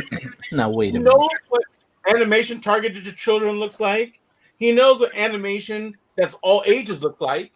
He knows what animation that's targeted towards adults looks like. So for him to even try to pretend like this is like not a like this is a kid's cartoon, it's like you know it's not a kid's cartoon. Look, I'm not gonna claim to watch more animation, but at least I'm on par. I look. Did you I watch would Pacific find that Rim Black? hard to believe. No, I don't have Netflix. Because I'm just saying, like look, already the there's next a whole series that he's got over you. a whole what? That's a whole series that Right, Heck listen. hasn't watched. That's you're already not on par. After this, we're about to talk about the Adult Swim animated short Opal. Yeah. Like, and Yeah, that's because I've seen Jay was like, we should talk about Opal. I honestly don't think I've ever wanted to talk about anything on this show other than Opal. I feel like I heard of it though. Well, hey, I'm not saying that you haven't. I'm not saying you haven't heard of it. I'm saying not only has Jay heard of it, he had watched it and been like, we need to talk about this on the show. Like, which is a crazy thing because like I was like, before Jay was like, let's talk about Opal. I was like, I didn't even know Adult Swim did shorts. I was like, No, they do them all the time. Like the cool Rick and Morty shit you like was an Adult Swim short. I mean, listen, okay. What you call Let it? me say it like this. I'm sorry. Let me put it like this. I know that Adult Swim does like 2-3 minute shorts, but Opal's not a 2-3 minute short. Dude, Too Many Cooks was an Adult Swim short. Right. And was it I don't know Scopio? what that is. Was it Brad Neely's Scopio Liquio? Was a short too, right? That was a series. Was Is that the snake Yeah. biting its tail? No. No. That's Brad Neely doing like his off the rails with no input from anyone else, which is why it turned out how it did. Yeah. I mean, Which is it's, why it was only for until people were like, "Hey, who approved this?" that's why I thought it was a short because I didn't even bother watching it. because I was like, hey, Brad Neely uncontrolled. It's already like you see baby cakes like cloning shit in the basement. It's like that's off the rails as is. Or the university feeding a giant baby. Yeah. But Too Many Cooks, you told me about it. Who, me? Yeah, you're the one that told me about Too Many Cooks. Oh, damn.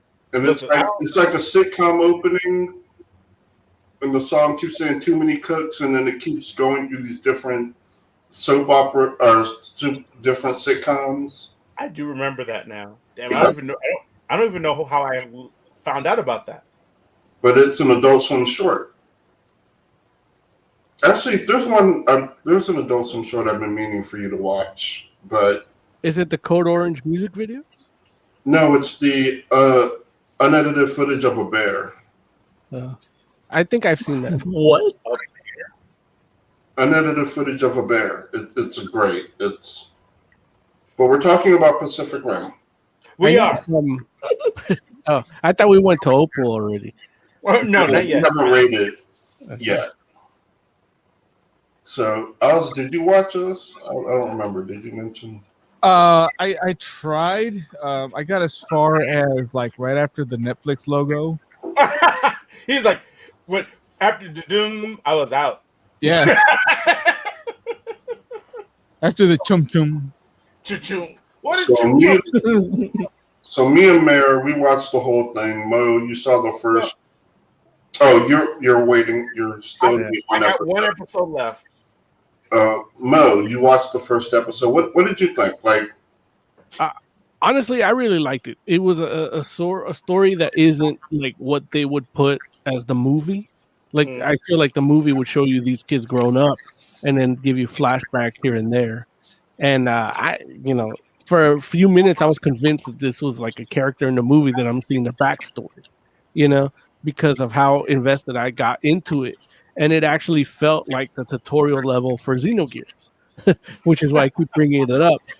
And that's like for a first episode, like, and it also like a Fantastic Forum, like it's our boy Craig Kyle that developed this thing.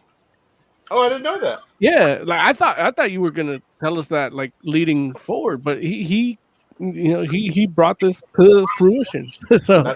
It's like the creator. For those of you who don't give a fuck about Fantastic Forum, he actually like created X-23. So and a lot of like the X-Men cartoons you like because you're young. But he created X-23. And he was our in to Marvel for a good while when we were starting out, and he got us all the interviews we did get that you probably didn't get to hear, and that computer is locked on. But I'm happy to see that he's working on this because it's like, it felt like a tutorial level of that type of RPG, and I'm sucked in. Like I'll give it a 4 out of 5 right now, and then based on what you guys tell me that's happening. And how it kind of reacts to the movies, like I'm in. Like I enjoyed the first one. I didn't get around to seeing the second one. I heard mixed shit, but it wasn't streaming anywhere, so I didn't get to watch it. But now I'm gonna make sure to watch it and then finish this. The animation style I really enjoyed too. The computer graphics were really smooth, but then usually when things do. I had this gripe with Attack on Titan where the action scenes look great, but then the regular scenes look like choppy. And we see this with the DC animated shit now. What did we review last week? And I noticed that, but I was like, that's just the way things are done now, where the action scenes look really good, and then the run-of-the-mill scenes look choppy. And here, none of it looked choppy. And then when the fight scenes happened, it's like it looked really fluid. And so from a technical standpoint, I really enjoyed this a lot. Cool. What would you rate it? 4 out of 5, easily. Cool. Mary Young. How did you feel? What would you rate? Dude, I really enjoyed this series, and like I got one more episode before I'm done with season one. But yeah, I thought it was pretty great, and it's like it because it's a series. It feels like it finally like we get to delve deeper into the Pacific Rim universe, which is something that I felt since the first movie was a worthwhile endeavor. So I'm gonna give it a 4.5 out of 5. Like I enjoyed it a lot, and I think that like I'm hoping it'll get a second season, even though I haven't finished. No, But it's getting a second season. oh, Yeah. boom! Well, Yeah, there it It's is. already announced. Right when I went to watch it, it said, "Hey, before you even start, you should know there's a second season coming." Perfect. Mm. So yeah, like I'm happy to hear that because just in what I've seen, I'm like, oh no, this is great. Like why? Like it's what I was hoping for in regards to a sequel, and I understand why a sequel can't necessarily do what this animated series did, but it's the kind of things like the type of places I was hoping the sequel would go. This place delves into, and so that's great. So it's good stuff. 4.5 out of 5. I'd recommend it if you like giant robots fighting giant monsters. You should mess around with Pacific Rim: The Black. So Okay. yeah, after that guy's head exploded, I was all in. Um, I knew when I saw that happen, I was like, oh, like here's the messed up part. There was one part of me that was like, oh man, Joe's gonna love this, and there was another part that I was like, Joe's gonna be like, why didn't they just show it? And I was like, oh well, we'll see what happens. But I was like, dude, like it was intense. I was shocked when shocked is used hardly here because I'm used to seeing things shy away. But when the kaiju just stomped that dude like that, I was like, oh shit. right. Yeah. And then they, in the rubble, they show the other bodies, and I was like, oh, man, they're not shining. Like I was expecting one of them to be like, oh, I'm awake, because that would justify them showing the bodies, other than to just show how much they died, how much people died. And no, none of them came back to life. They're like, let's just get the fuck out of here. Yeah. And that to me was refreshing because I'm not like Joe where I'm like, I wish they did that, but it's like it does take me out on a little like a base level. Right. So I would give this a 5. There you go. And I definitely want to talk to you, Lawrence, after you watch the final episode, so we could just chop up how that went down. We can do it. I'll probably watch it tomorrow. I was hoping to do it before. We should do a one shot. Just Look, chop it up on here and throw it up. I'm down. I'm definitely down because yeah, it's good stuff. Like I really enjoyed it, and like I said, it's like I feel like Pacific Rim as a franchise isn't anywhere near as I don't know if popular is the right word, but I just feel like it's not recognized to the level that it could be, especially after watching that first movie. And maybe the second movie has a little something to do with that, but the second movie is not terrible. It's just not as good as the first one or this series. So, Right. It's Steven Seagal good. Okay. All right, let's talk about Opal. I put up a little file for sharing here, and it's Opal. You might want to mute it because I didn't strip any sound of it while we describe it. I would describe it, but I tried to look online to see what it's about, and it's about a girl that discovers sounds from a house across the street and goes to investigate what they're about. But if you tell that to somebody and they watch Opal, they're like, I got suckered in. You know what I mean? Like, because it's not that's like you're gonna watch like here's a scene. There's a little trailer, and yeah, it's fucking creepy as fuck. Like I thought every old dude was beating off in it because their hand kept moving like that when they were talking to Opal. So that's why I was like, what the fuck? Like, but it's just a weird stop motion thing that they just decided to do with some of these characters where they just fidget. Yeah. But yeah, and I was I'll get into my review of it real quick because I can't really tell you what it's about other than that girl investigating those weird sounds from a house across the street. But it looks like what you just saw, and it's kind of surreal, it's kind of could be a metaphysical journey of this character because she looks a certain way there, and then she looks a certain way at the end when she comes to some kind of realization.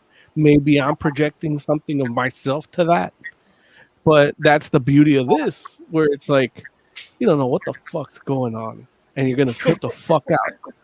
Yeah, it's only 12 minutes, so it's not even like it's not like when you take a, too much acid or something, where it lasts days. It's like it's 12 minutes. Like you'll trip out on this for 12 minutes. Yeah. I was mad at Joe when I started watching it, and it's like this is the weirdest shit. Joe's like, I like weird shit, but there's times when I try to tell Joe, like, hey man, did you see this? Like, specifically Adventure Time. It's like, you know what? I don't feel like watching weird random shit right now. And then it's like, then he shows me this, and I'm like, well, when the fuck do you want to watch weird random shit? Because it's like, I want to show Joe weird random shit, but last time I asked him about it, he's like, I'm not feeling that right now. And it's like, then all of a sudden, he shows us Opal. Right. But I was mad for him for about 30. I was mad at him for 30 seconds, and then I'm like, you know what? This reminds me a lot of David Lynch's shit. Like, he'll insert stuff like this in a regular ass movie, and it'll be like the dream sequence. It happened with Twin Peaks a lot. What is it? Mulholland Drive. I think the whole point of Eraserhead was something like this, So as a David Lynch fan, it's like, you know what? This is just the weird shit in a David Lynch movie without the overall roundabout plot, which I'm okay with because I actually am a fan of Dumbland, which is a David Lynch and series of animated shorts that David Lynch did, and it's 8 of them, totaling about 27 minutes. And I know, Larry, you know exactly what Dumbland is because when we met, my phone went off, and it was a ringtone about Dumbland that I bought from David Lynch's website. And it's, I know you know exactly what it is, but I'm trying to. Oh, here it is. This was my ringtone when I met Larry.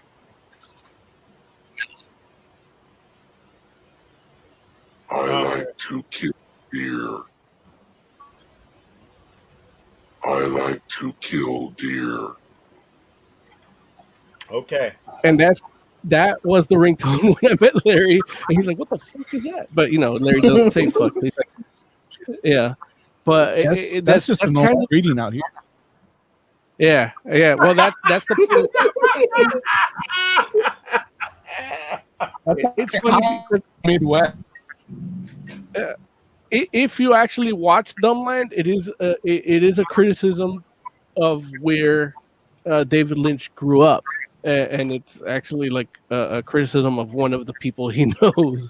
And I like to kill deer. Yeah, and but yeah, and that's what this kind of reminds me of. Even though Dumbland is really just stick figures walking around,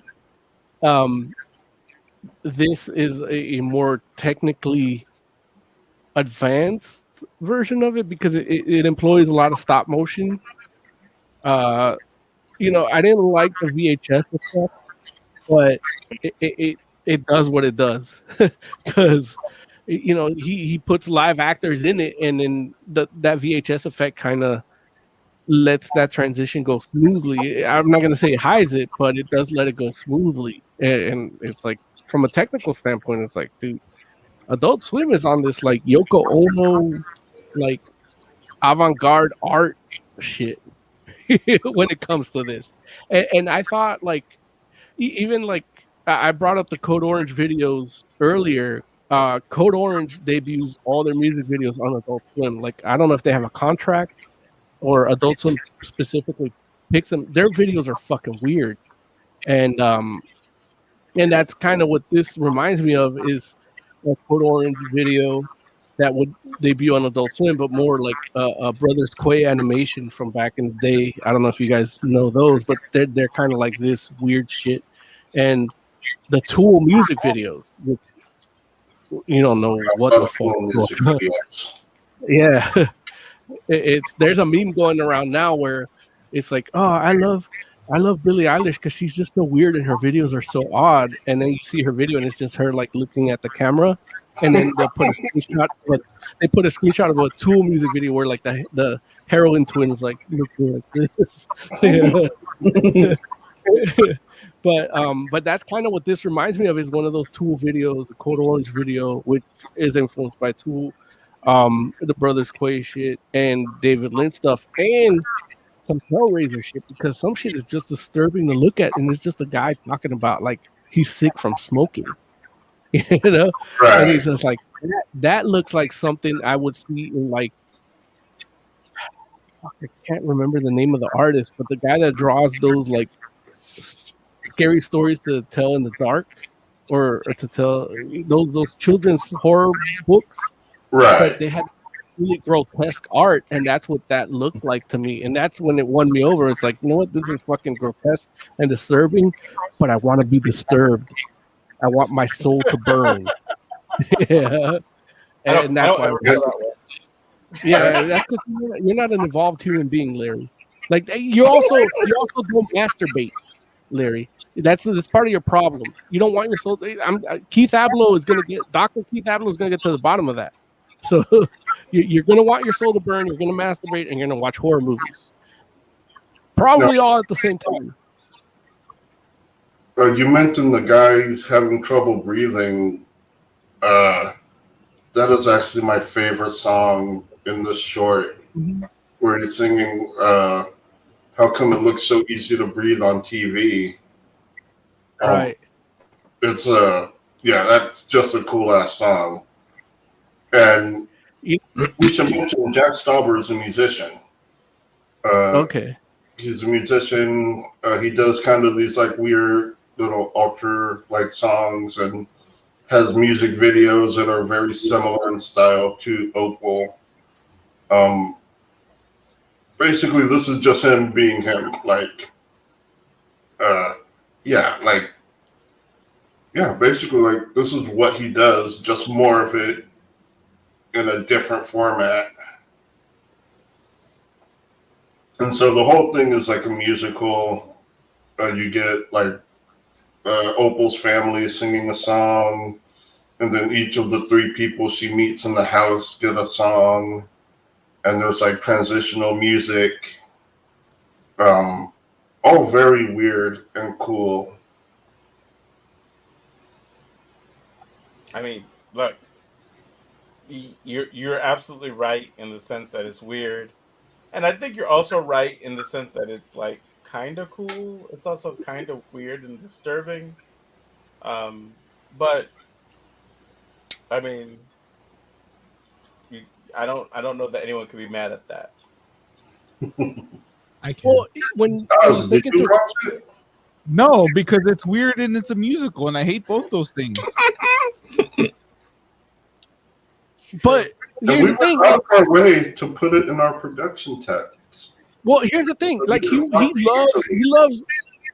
Linkin Park, and Linkin Park music videos are kind of like this. They're just not disturbing to look at, but they give you a full story just in the video of it. If you watch the video on mute because you hate their fucking shitty ass music, you'll get a full story that you can watch on silent and that's kind of what you get here too.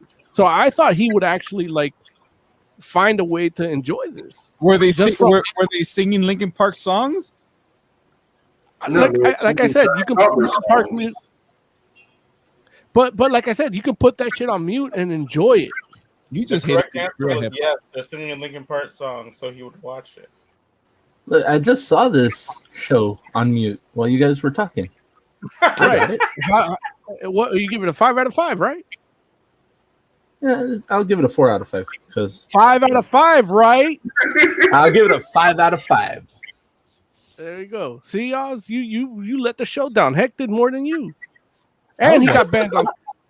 I was busy watching Final Space. Oh, boo! Yeah, look finally, you have a good excuse. I'm glad Mo approves. That's all I care about. I had seen the. Like, I commercial still don't for believe this you were for- watching Final Space. Wait, what was that, Heck? I had seen the commercial for this that they were promoting it on Cartoon Network, and Adult Swim, and the animation reminds me a lot of the Little Nightmares video games. Yeah, That's another like, and Little Nightmares is fucking trippy.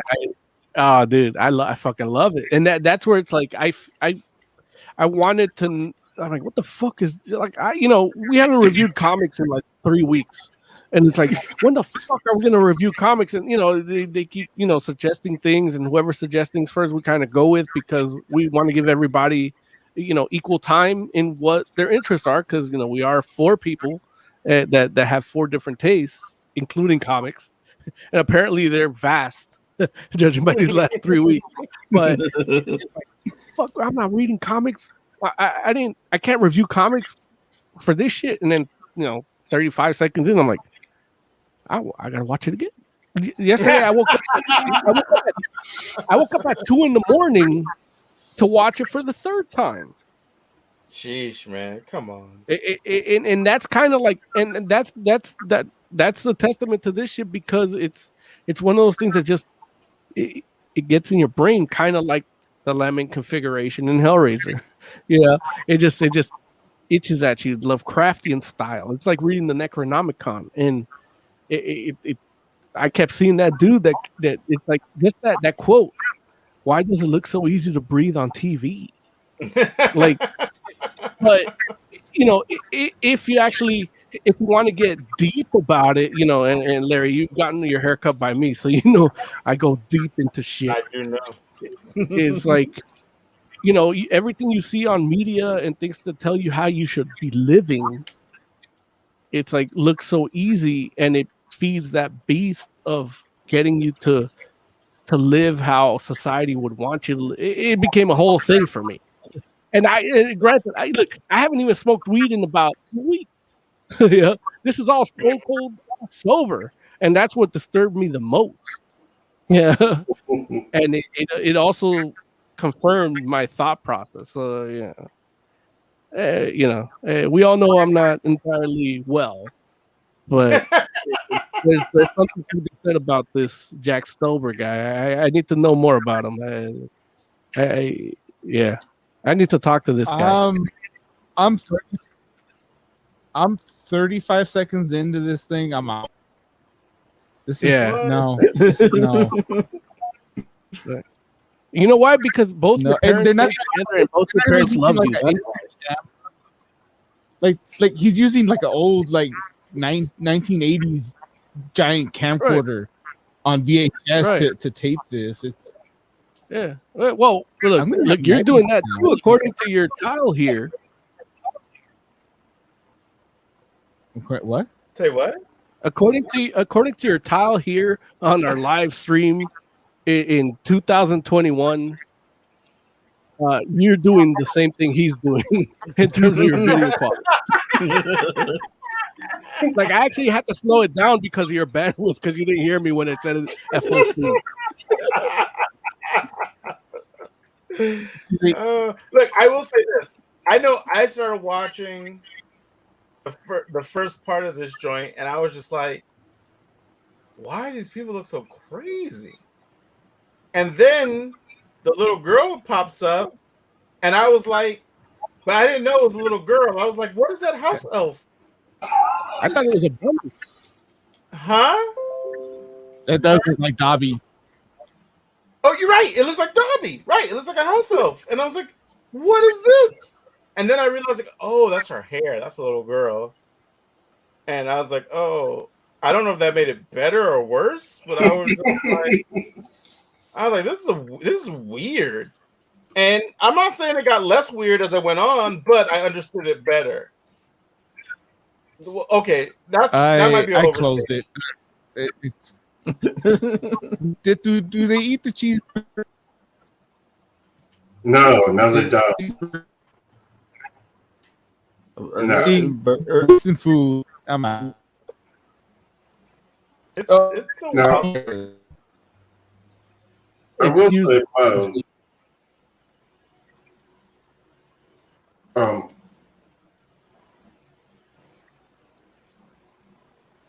wait, what happened? no? Is everyone frozen?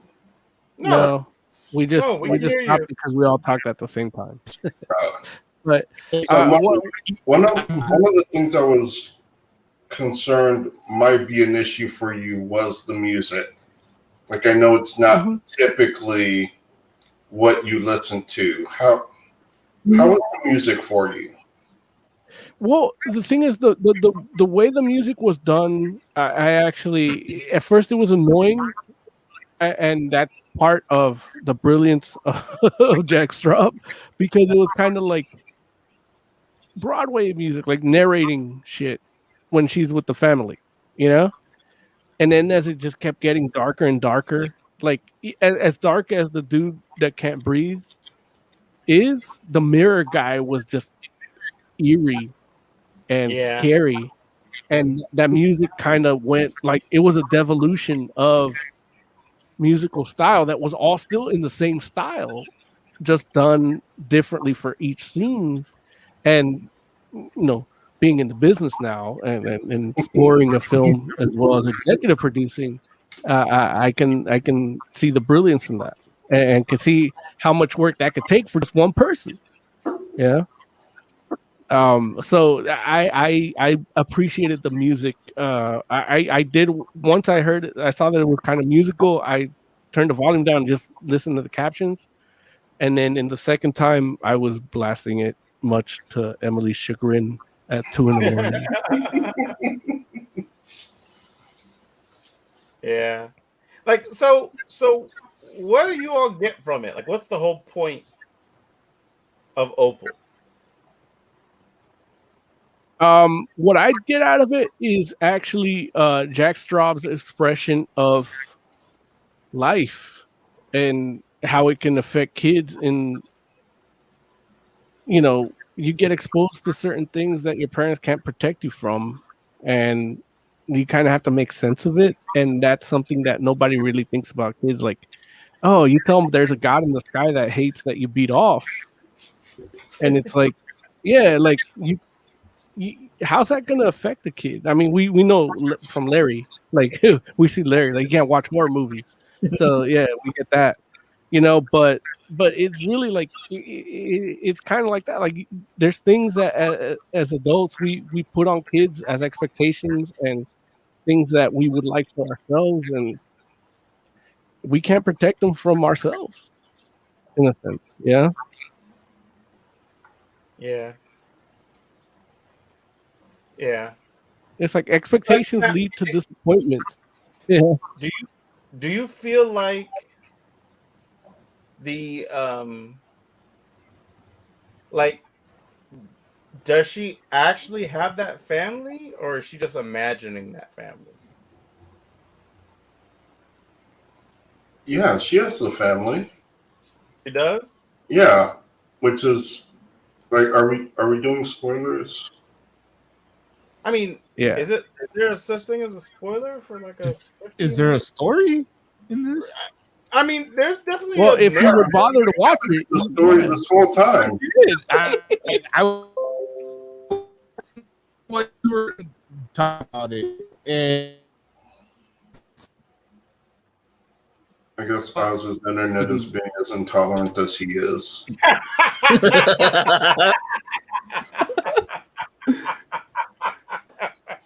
There it is. I'm gonna hate when Oz can defend himself because he's got good internet. Yeah, that'll be the day. That's too funny. But So yeah, that is her family. She's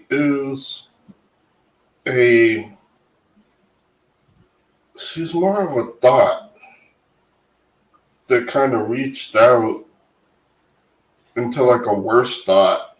Like THOUGHT or like THO? Yeah, not a. She's not that over there. Oh, okay. Okay. Wow, man. Wow. I'm just saying.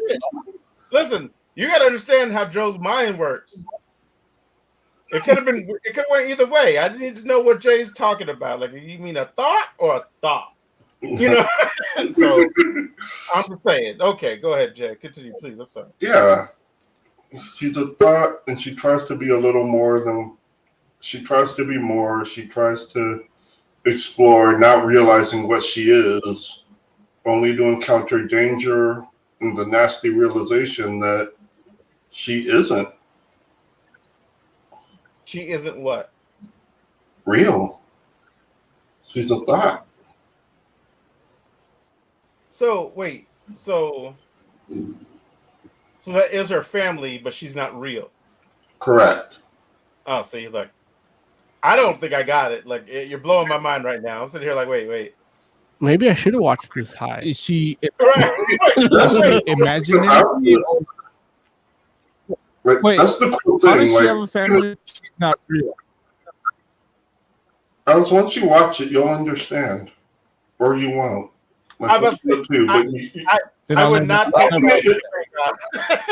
watching it is a prerequisite for the conversation. I agree with But that. unfortunately, you should watch it first and then talk. Yeah, it's hard to describe. It's hard to answer questions about the actual story and the meaning. Like, we could talk about the aesthetic, the music, the style, like all these things we can explain to someone that hasn't seen it. But when it comes to the story, then things get a little dicey. So are the people in the house real? Like, Yes. the people in the house, like, so they're real, but she's not. Right.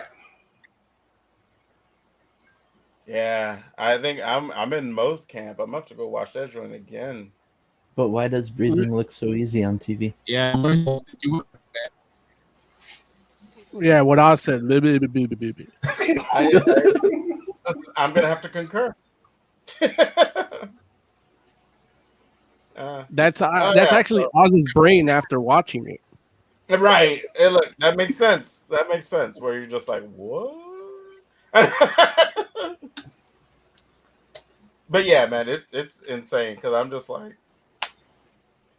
yeah, like you saying that, I'm gonna go back and watch it, and I'm probably gonna have a whole different experience because I'm just like, there was no part of me that felt like she was like not real, but now you say that, I could see that could be a possibility. I didn't pick up on that she's not real. But who knows? I mean, you know, It's kind of one of the things you gotta backthink because they don't tell you she's not real I don't know what that until the end. back thinking. Okay, hey man, you got a back think. I'm like, okay. Like, I don't know what that means. Back think. You gotta reverse it. That's what you gotta do. Right.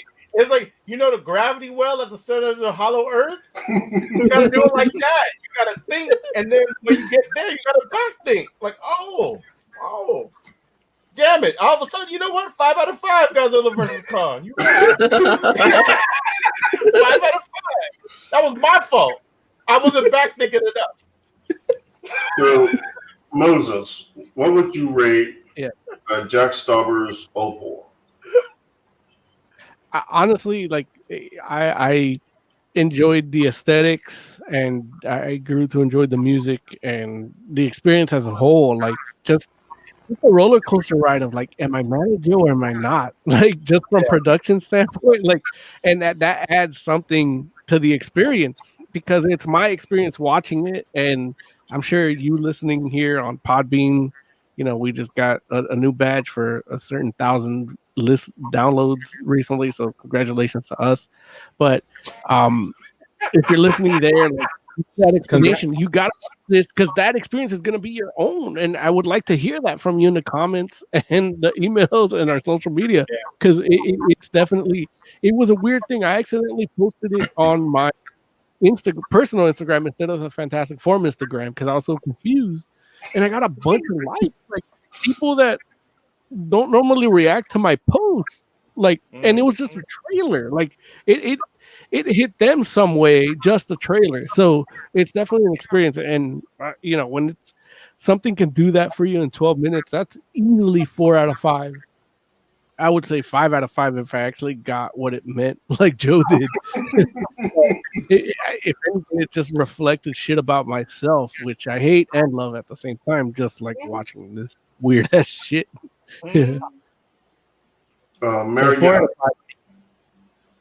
Mary Young, what would you rate this? I'm going right there with Mo. I'm gonna give it a 4 out of 5 too because I'm not even sure if I enjoyed it, but it was an experience, and it was like a thing where I was like, it made me think. Which I mean, I can't say that about a lot of things. Like I don't have to think hard about much stuff that I'm watching on TV, the internet, or in a movie theater because people aren't making stuff on that level most of the time. You know what I'm saying? Like they're making lowest common denominator type stuff, and which I'm not mad at because I love a good popcorn flick. I'm not saying I don't say that to talk down about things that aren't this. What I'm saying is it's interesting. Like I usually have to work harder to find something that's gonna make me think. And Opal, like took me off guard just because, I mean, listen, Jay, I know you, and I know the standards that you have in regards to like things that you decide to suggest in regards to like, hey, you all should watch this. Even whether you thought we would like it or not, if you're like, you all should watch this, that means something to me because I know how you think. And so I'm like, okay, well, I'm going to watch this and see what it's all about. And I was like, I'm watching it. I'm not sure if I have any idea what it's about. And that's not common for me. I feel like it's very seldom that I see something and I'm like, I don't know. Like it was definitely something, and like just the idea that I can have a whole conversation about it that I find interesting. And again, I'm not even sure I liked watching it, but I found it interesting. So that's enough. Like I don't have to like it. I don't need it to be like my vibe for me to like find it interesting or for me to be like, oh, I want to talk to other people about it. Like it can be your vibe and I'll still appreciate it on that level. But at the same time, I'm just like, I'm not exactly sure if I got it all.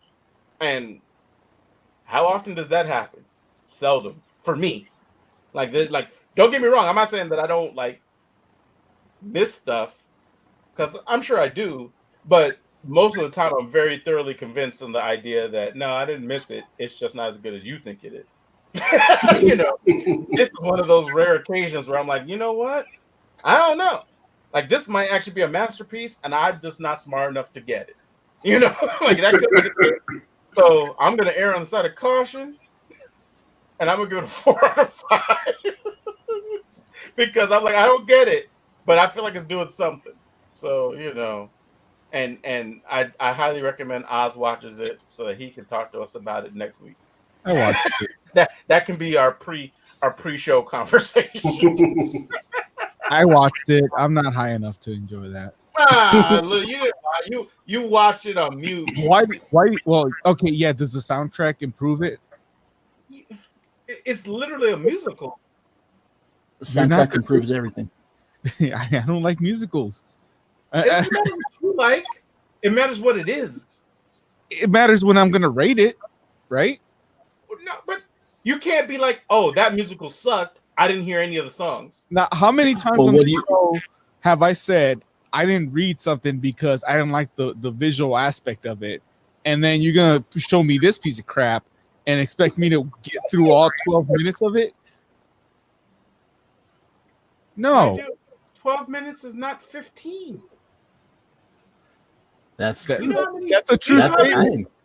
you know how many times you know how many times you waste 15 minutes on all types of ridiculous things that like give you nothing? It's not a waste if I enjoy it. No Time is ever wasted if you're doing something you enjoy.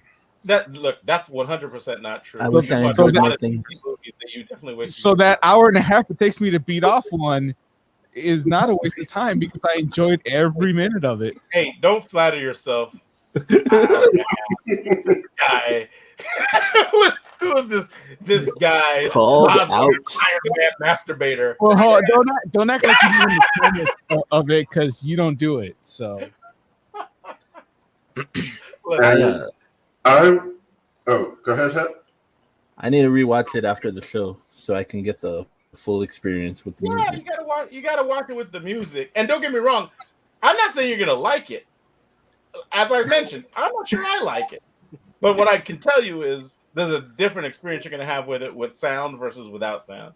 Definitely. And yeah, I can't tell you what's gonna happen after the sound comes on because I don't know if you're gonna like it more or less or understand it better than I did or not. I don't know. On mute, I liked it, There you go. but Look, I have no like, idea what the fuck's going on. I could totally see you liking it on mute, and then you play the music, and you'd be like, "Actually, this is terrible."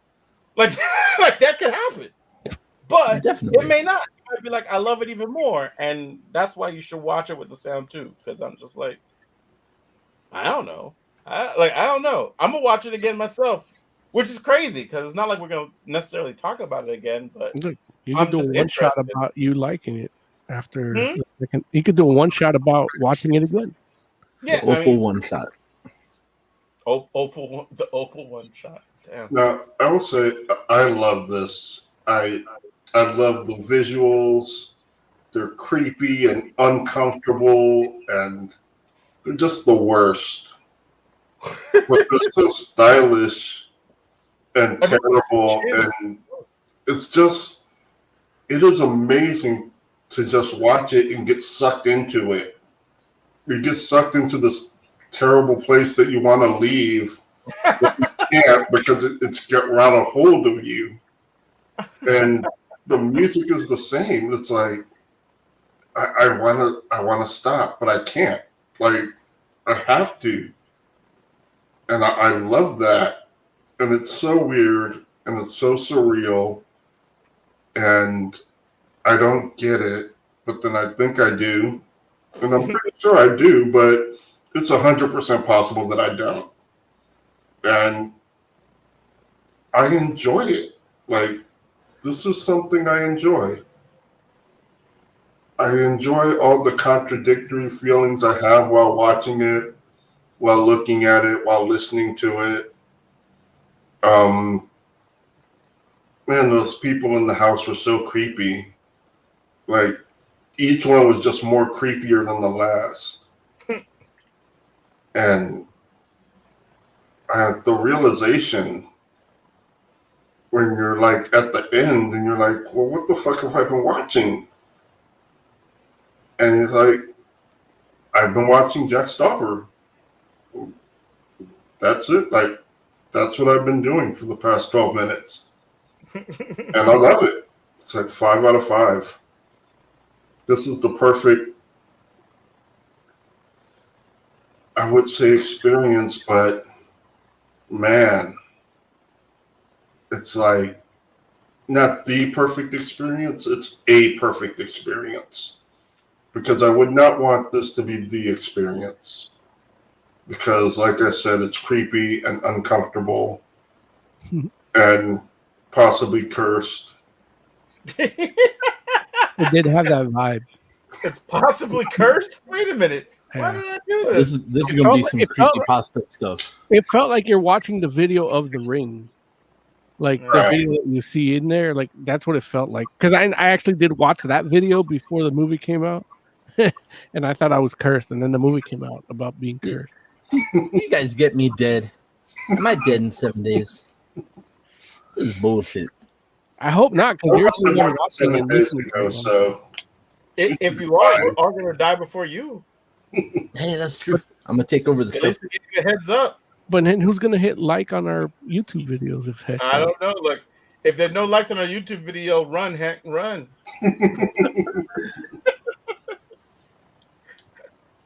So yeah, that was Jack Stauber's fine. Opal. Are we doing news or are we getting out of here? No, I think we should get out of here. I think we should. Even though if there's any if there's a pressing news story, we should do it. Larry doesn't want to do the news because Ray Fisher actually said He's against stuff. it. Oh no, let's talk about Ray Fisher. Who needs to talk about Ray Fisher? Oh boy. Did you all read this article? I missed did. it. Wait, what'd you say, Jay? I missed it. What'd you say, Mo? I said I didn't because I figured Larry didn't want to talk about it. Oh no, dude. I read it. And it's literally an article with Ray Fisher like laying stuff out, like actually talking. Uh-huh. Which I was kind of blown away by because I was like, wow, Ray Fisher is like actually like talking about the stuff that he alleged that Joss Whedon and friggin' Jeff Johns and friggin' the other dude, I can't remember his name, and Hamada, like all these people. And listen, I look, if you all haven't read it, then we should wait till next No, week. but what did he say they did? No, you need For to you, read that story. I gave you the link, Mo. I know, but I didn't like the font. I told you on the actual link, it wasn't the same font. It was I know, just that full that. Honestly, Well, I really thought Larry wasn't gonna like read it or anything. This joint is long. It's a long ass article.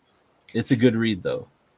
It's a good read, but I will tell you this. So who touched them? I got to the end of this article and I'm like, am I a bad black person? I don't I know. could have answered that Mo. before. Wait, what did this fool I say? Hit the soundbite. What did you say? What did you say? Oh, I literally was like, am I a bad black person? Like I don't know why I swallowed all that. What? Why did that happen? I need my kitchen to be lubricated.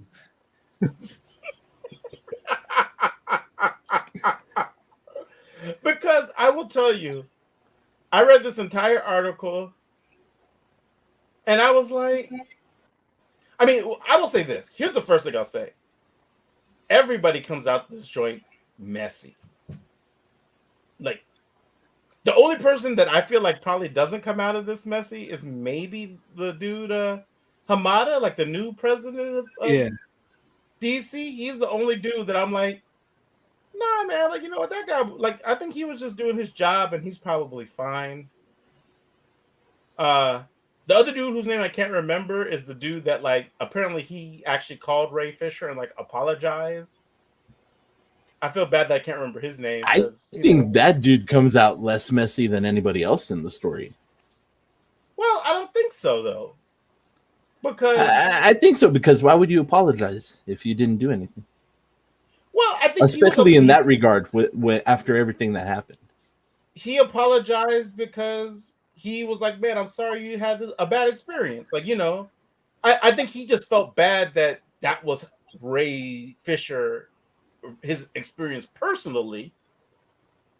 And that's what a good person does. Like, you know, where it's like, oh man, like I wasn't intending for that to happen, but if that was your experience, I'm sorry, man. Like I was not trying to have that happen. And it feels like Ray Fisher was like cool with that. that like whole thought process as far But I as mean, like, oh man, like once you get to the whole article, it's basically like Ray Fisher wanted an apology. That's all he wanted, because there were certain people he had to deal with that were complete assholes, starting right. with See, Joss Whedon. But this is the thing, and I would agree with that 100%. Like, Joss Whedon is an asshole, and it's like based on the things that he told the person that wrote this article. It's like I don't see how you could read this article and not come away from it with that. Joss Whedon's an asshole. At the same time, that's not what Ray Fisher was saying Joss Whedon was doing, or was like, if he was like, hey man, Joss Whedon's an asshole, I don't want to work with him anymore, that would have been one thing. But what he said was Joss Whedon's a racist and completely unprofessional, and like the way he was treated is like shouldn't like it was completely unprofessional and shouldn't be like tolerated. And it's like, and to a degree, I'm not saying. Well, let me be like this. I don't know that Joss Whedon did anything racist to Ray Fisher, and I would love somebody. Huh? You don't think so? I don't like. What was it? Okay. That's the thing. Like, Joss Whedon did him that was racist. Like, so you saw Snyder Cut, right? I did. Would you agree that Cyborg as a character was more fleshed out and better in that movie than the theatrical one? Oh yeah, like the Snyder Cut, from a story perspective, is a better version of the Justice League movie. Period. Yeah. Now, however, I don't think the Snyder Cut is a good movie either.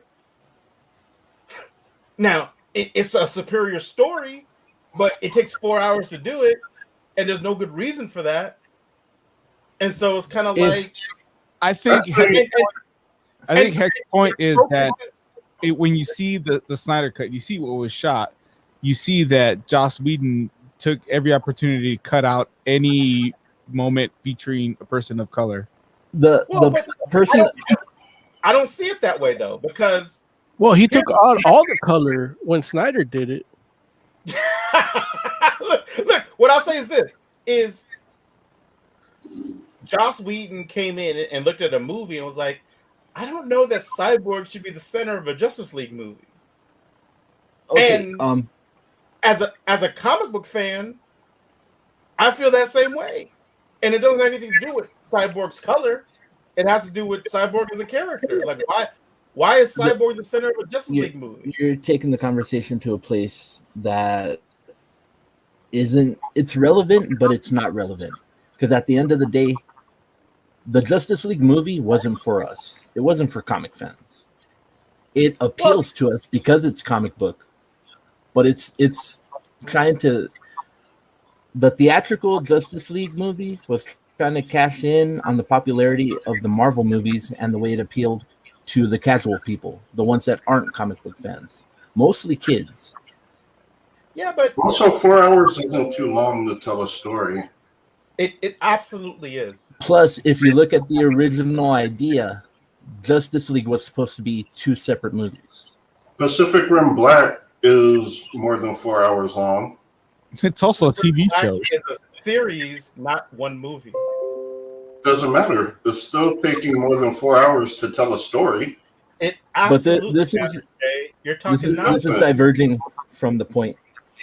Right. I think 4 hours is fine. Listen, look, it's two different formats, but that's fair. But it's not divergent from the point of Hecht. Ooh, what? Reading. No, because because here's the thing. All the brown people look the same. And I'm not even brown like that.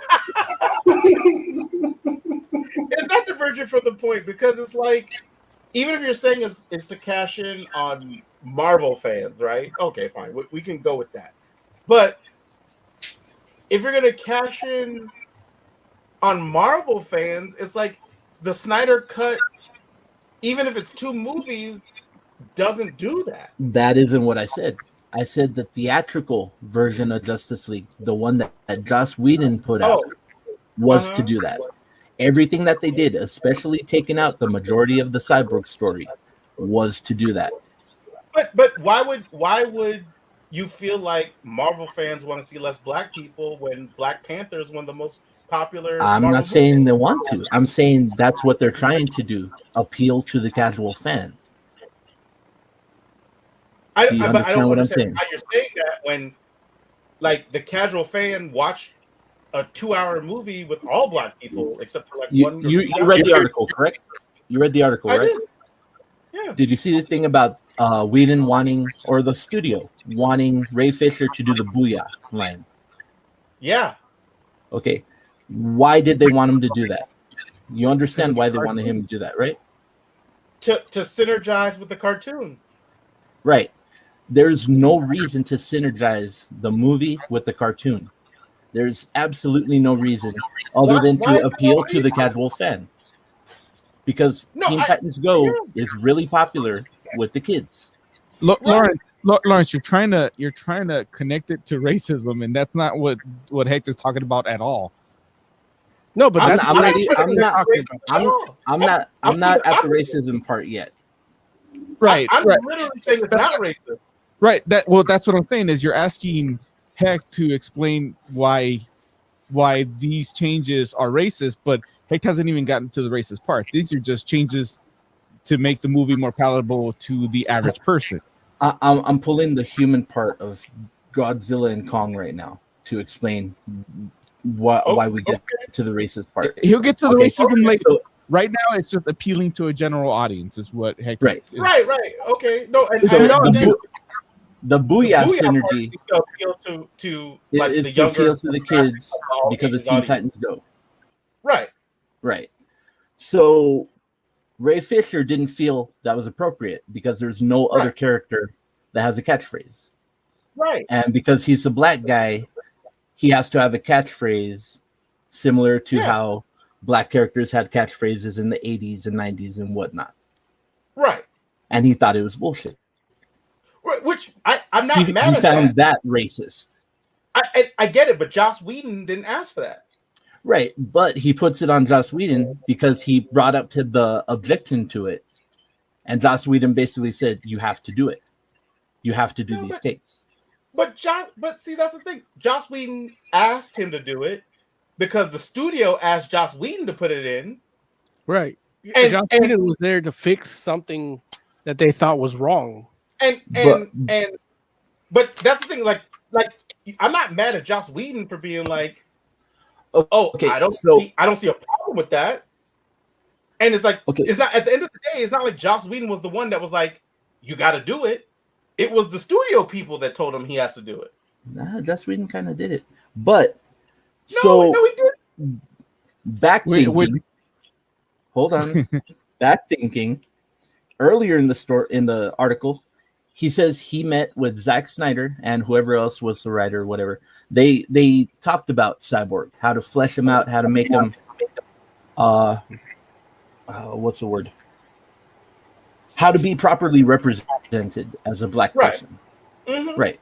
And they did that. He was directly involved in that process, right? And then to have that all scrapped away by the studio and Joss Whedon. Well, but here's the thing. It's not the studio and Joss Whedon. Joss Whedon came in to do what the studio told him to do. But Joss Whedon is right there. He's ahead. And you can see that they're kissing his ass to keep him there, to use that stroke, for lack of a better term. The stroke that Joss Whedon has as a director from Marvel. That helped them. I feel where you're going with this, and I'm not I don't think you're wrong in the sense that the studio's trying to make sure that Whedon's happy. But I guess what I'm saying is we're putting the burden on Whedon because he happens to be in the director's chair, and it's like saying like, well, he should have been more sensitive about like the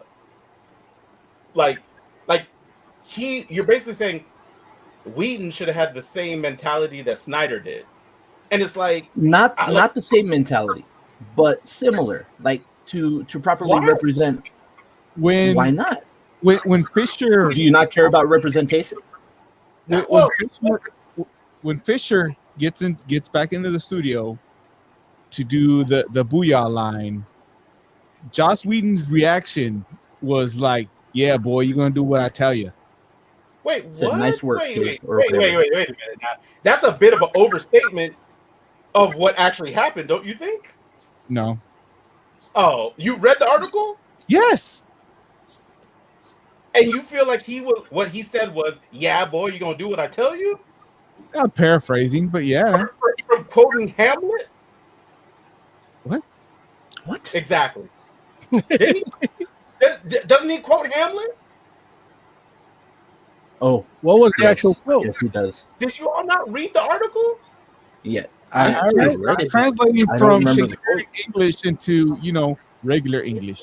No, but yeah, okay. Well, you're doing a poor job. I mean, look, you could be flat out racist or flowery language racist. You still racist. What I'm saying is, Joss Whedon did make a bit of a spectacle of him ending up having to say the line anyway, and that was an asshole move. But I don't think it had anything to do with race. And I'm saying like that part isn't about racism so much as completely like can we get to the fact. racism part? Can we get to the racism part? Because that was his whole thing, like on the Twitter campaign to promote the Snyder Cut was all the racism part. The racism part. What's the racism part, Heck? The racism part is that he worked with Zack Snyder to make Cyborg a fleshed out representative what's the word? To make more representative of the culture of the race. Right, because Cyborg is technically the first DC character or the first black DC character to appear in live action. Right. So basically he didn't want to fuck it up. Right. And that's a conversation he had with Zack Snyder. Yes, with Zack Snyder. And the racism part comes in where they basically erased all that. The story arc, the fact that he had two parents that were basically the Cosbys, like rich people. Absolutely. But and oh, go ahead.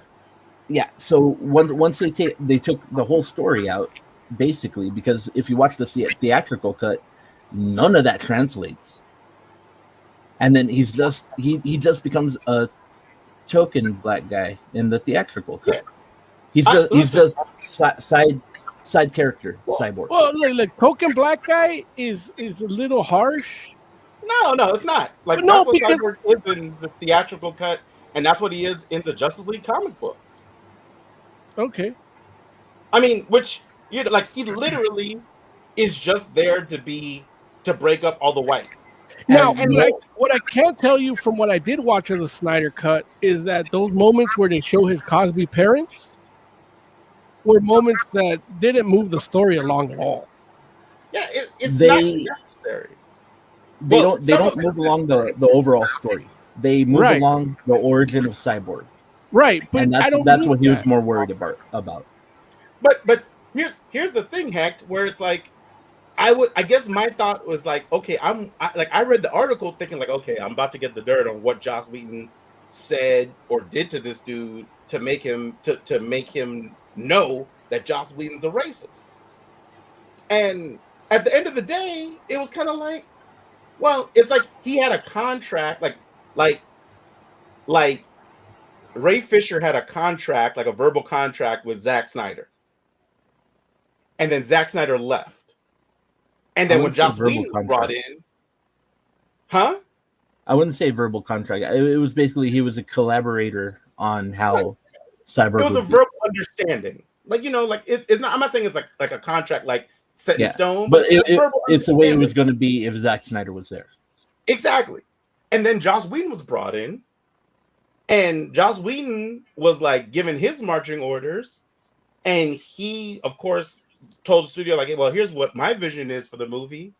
And then Ray Fisher was like, hey, this is completely different than what I talked about with Zach. And Joss Whedon was like, well, I'm not that. Which You know, it's like it would have been nice if he would have been like, well, what did Zach say that you want? What was your understanding with Zach? It would have been nice if he had done that. But he didn't. And that makes him a butthole, but I don't know if that makes him racist. No, because it's deeper than that. It wasn't just that isn't me. That's not what he said. He basically big shotted him. Didn't listen to any objections that he had. Well, yeah, but big when you say big shotted him, you mean like I'm Joss Whedon and you're Ray Fisher. Like, yeah, Right. that's an asshole move, but it's not racist. Like Ray Fisher is not a power player. No one knew his name before this. Like when the theatrical cut came out, I didn't know his name. It wasn't just him. Actually, because if you look at the article, he's the one that spoke out the most, so he gets all the heat. But it wasn't just him; it was Momoa and Gadot too. I'm not saying it was just him, but understand, like Gal Gadot handled her stuff internally, and it got handled because she was a player at that point. Wonder Woman was a hit, so she had clout. Ray Fisher, no one knew who that dude is. Like, I mean, you can't tell me one thing Ray Fisher's probably been in other than this. You know what I mean? Or at least been in. No, but I'm not. But it saying, doesn't. like, It doesn't change. You know what I mean? It doesn't change what happened. I guess here's what I'm saying is, I'm not saying that what happened to him was right, but what I'm saying is I don't know if it was racist. I think it might have been because he wasn't somebody, quote unquote, and that sucks. That makes Joss Whedon a butthole. I agree, but does it make him a racist? Like, what? I think you're agreeing just to say he's a butthole, huh? I think you're agreeing because you get to say he's a butthole, but do you understand why he's a butthole? You're saying he's a butthole because he didn't want to listen to Ray Fisher. Can we? But you're not looking at the whole thing. Like that's disturbing. But what part am I missing? Just the way he treated the actors, like the story that Fisher says, how he was subtly threatening the career or whatever of Gadot, and all that kind of stuff that was in the article. I mean, it's deeper than what we're talking about. Just because I don't remember the details, I read the story like 2-3 days ago. No. I mean, listen. I'm not like again.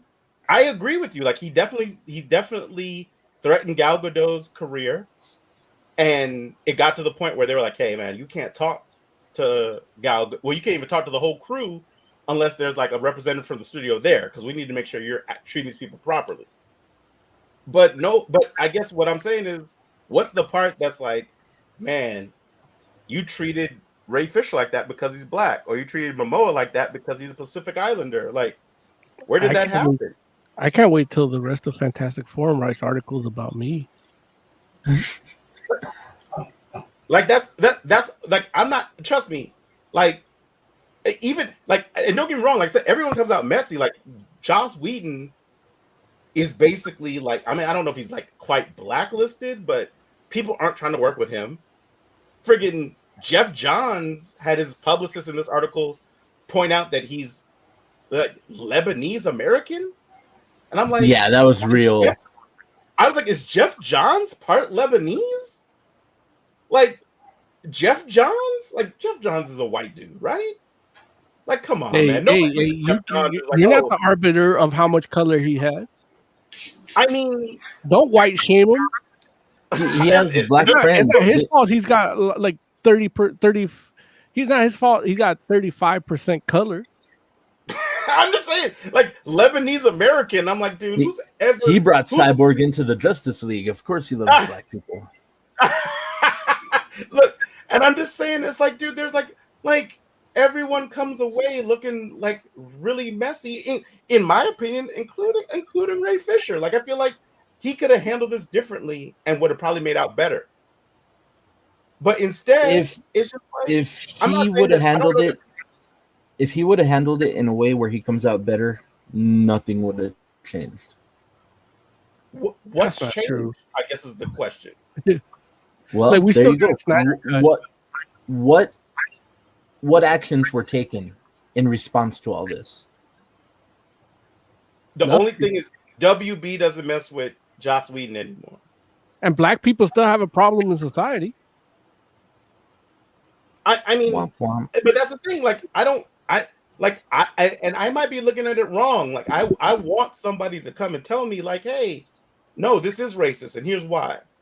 But I'm like, I honestly feel like this is more of a thing where Joss Whedon came in like, why is this movie about Cyborg? Like, Cyborg is not even a significant part of the Justice League.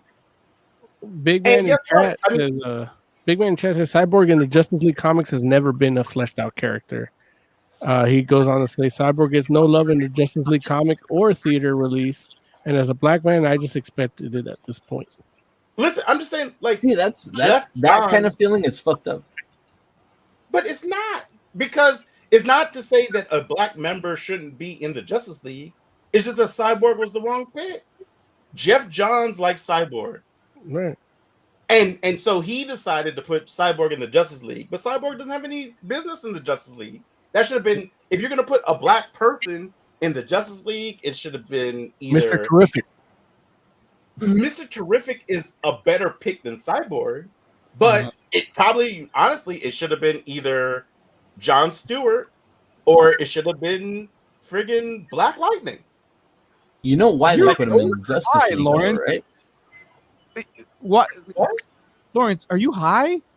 How did you skip over Martian Manhunter? Martian Manhunter's not black. He's an alien. Look, he looks black when he's human. Yeah, but he doesn't have to. Appropriation. Well, look, Oz actually being black. Yeah, Oz actually missaid what he wanted to say, and it's like because he doesn't count black people as human. Like, I'm just like, look, and I'm not saying that you can have Martian Manhunter be a black person, as Zack Snyder has shown us, you know, but it doesn't make him like Martian Manhunter is not a black person. He has a similar plight, pretending. I mean, he was over just as much. His people were oppressed by white versions of his people, but they were more like Jews than black people.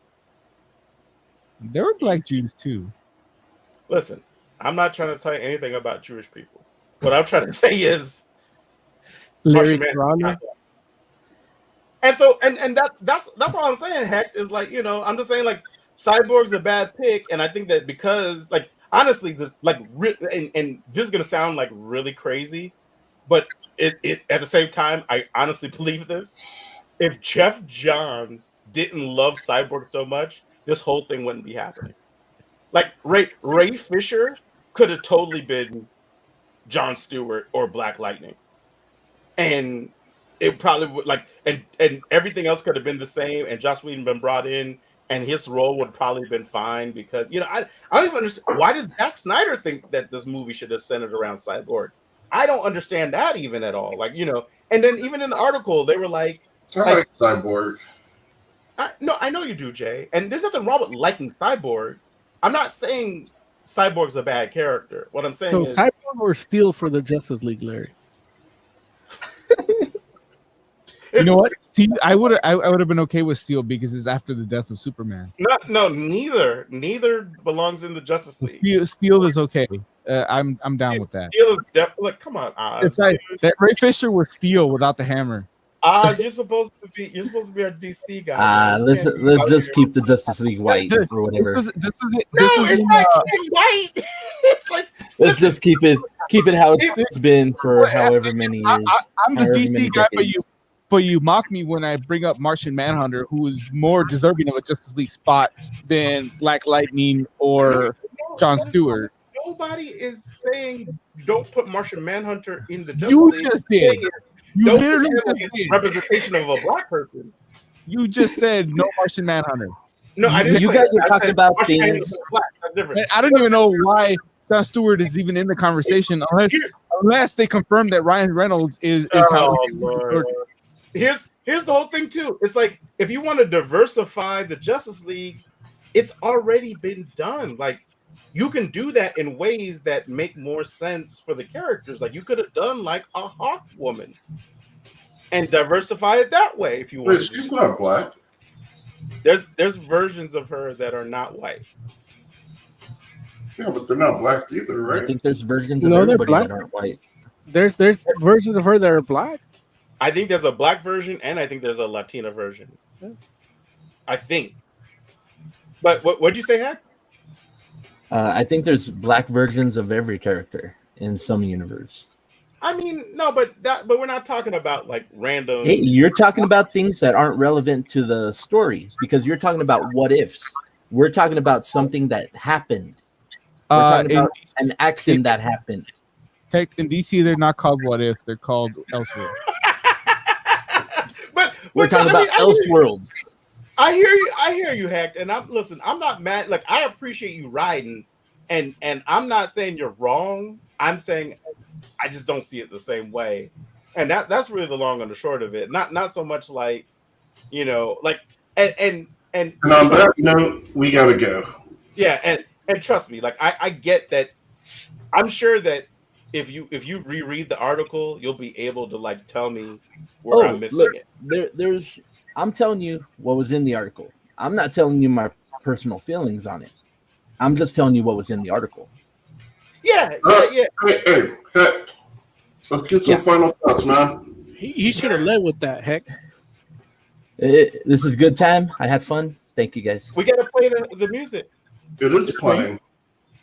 Oh, I don't hear it. Sorry. Let's get some final thoughts. Lawrence isn't used to getting facts in a news story because of all the CNN he watches. Oh, boo. He's used to opinion, not facts. Oh my god, this guy. Mo, final thoughts. Look, if you like Opal, check out Dumbland from David Lynch or anything by David Lynch. The Tool videos.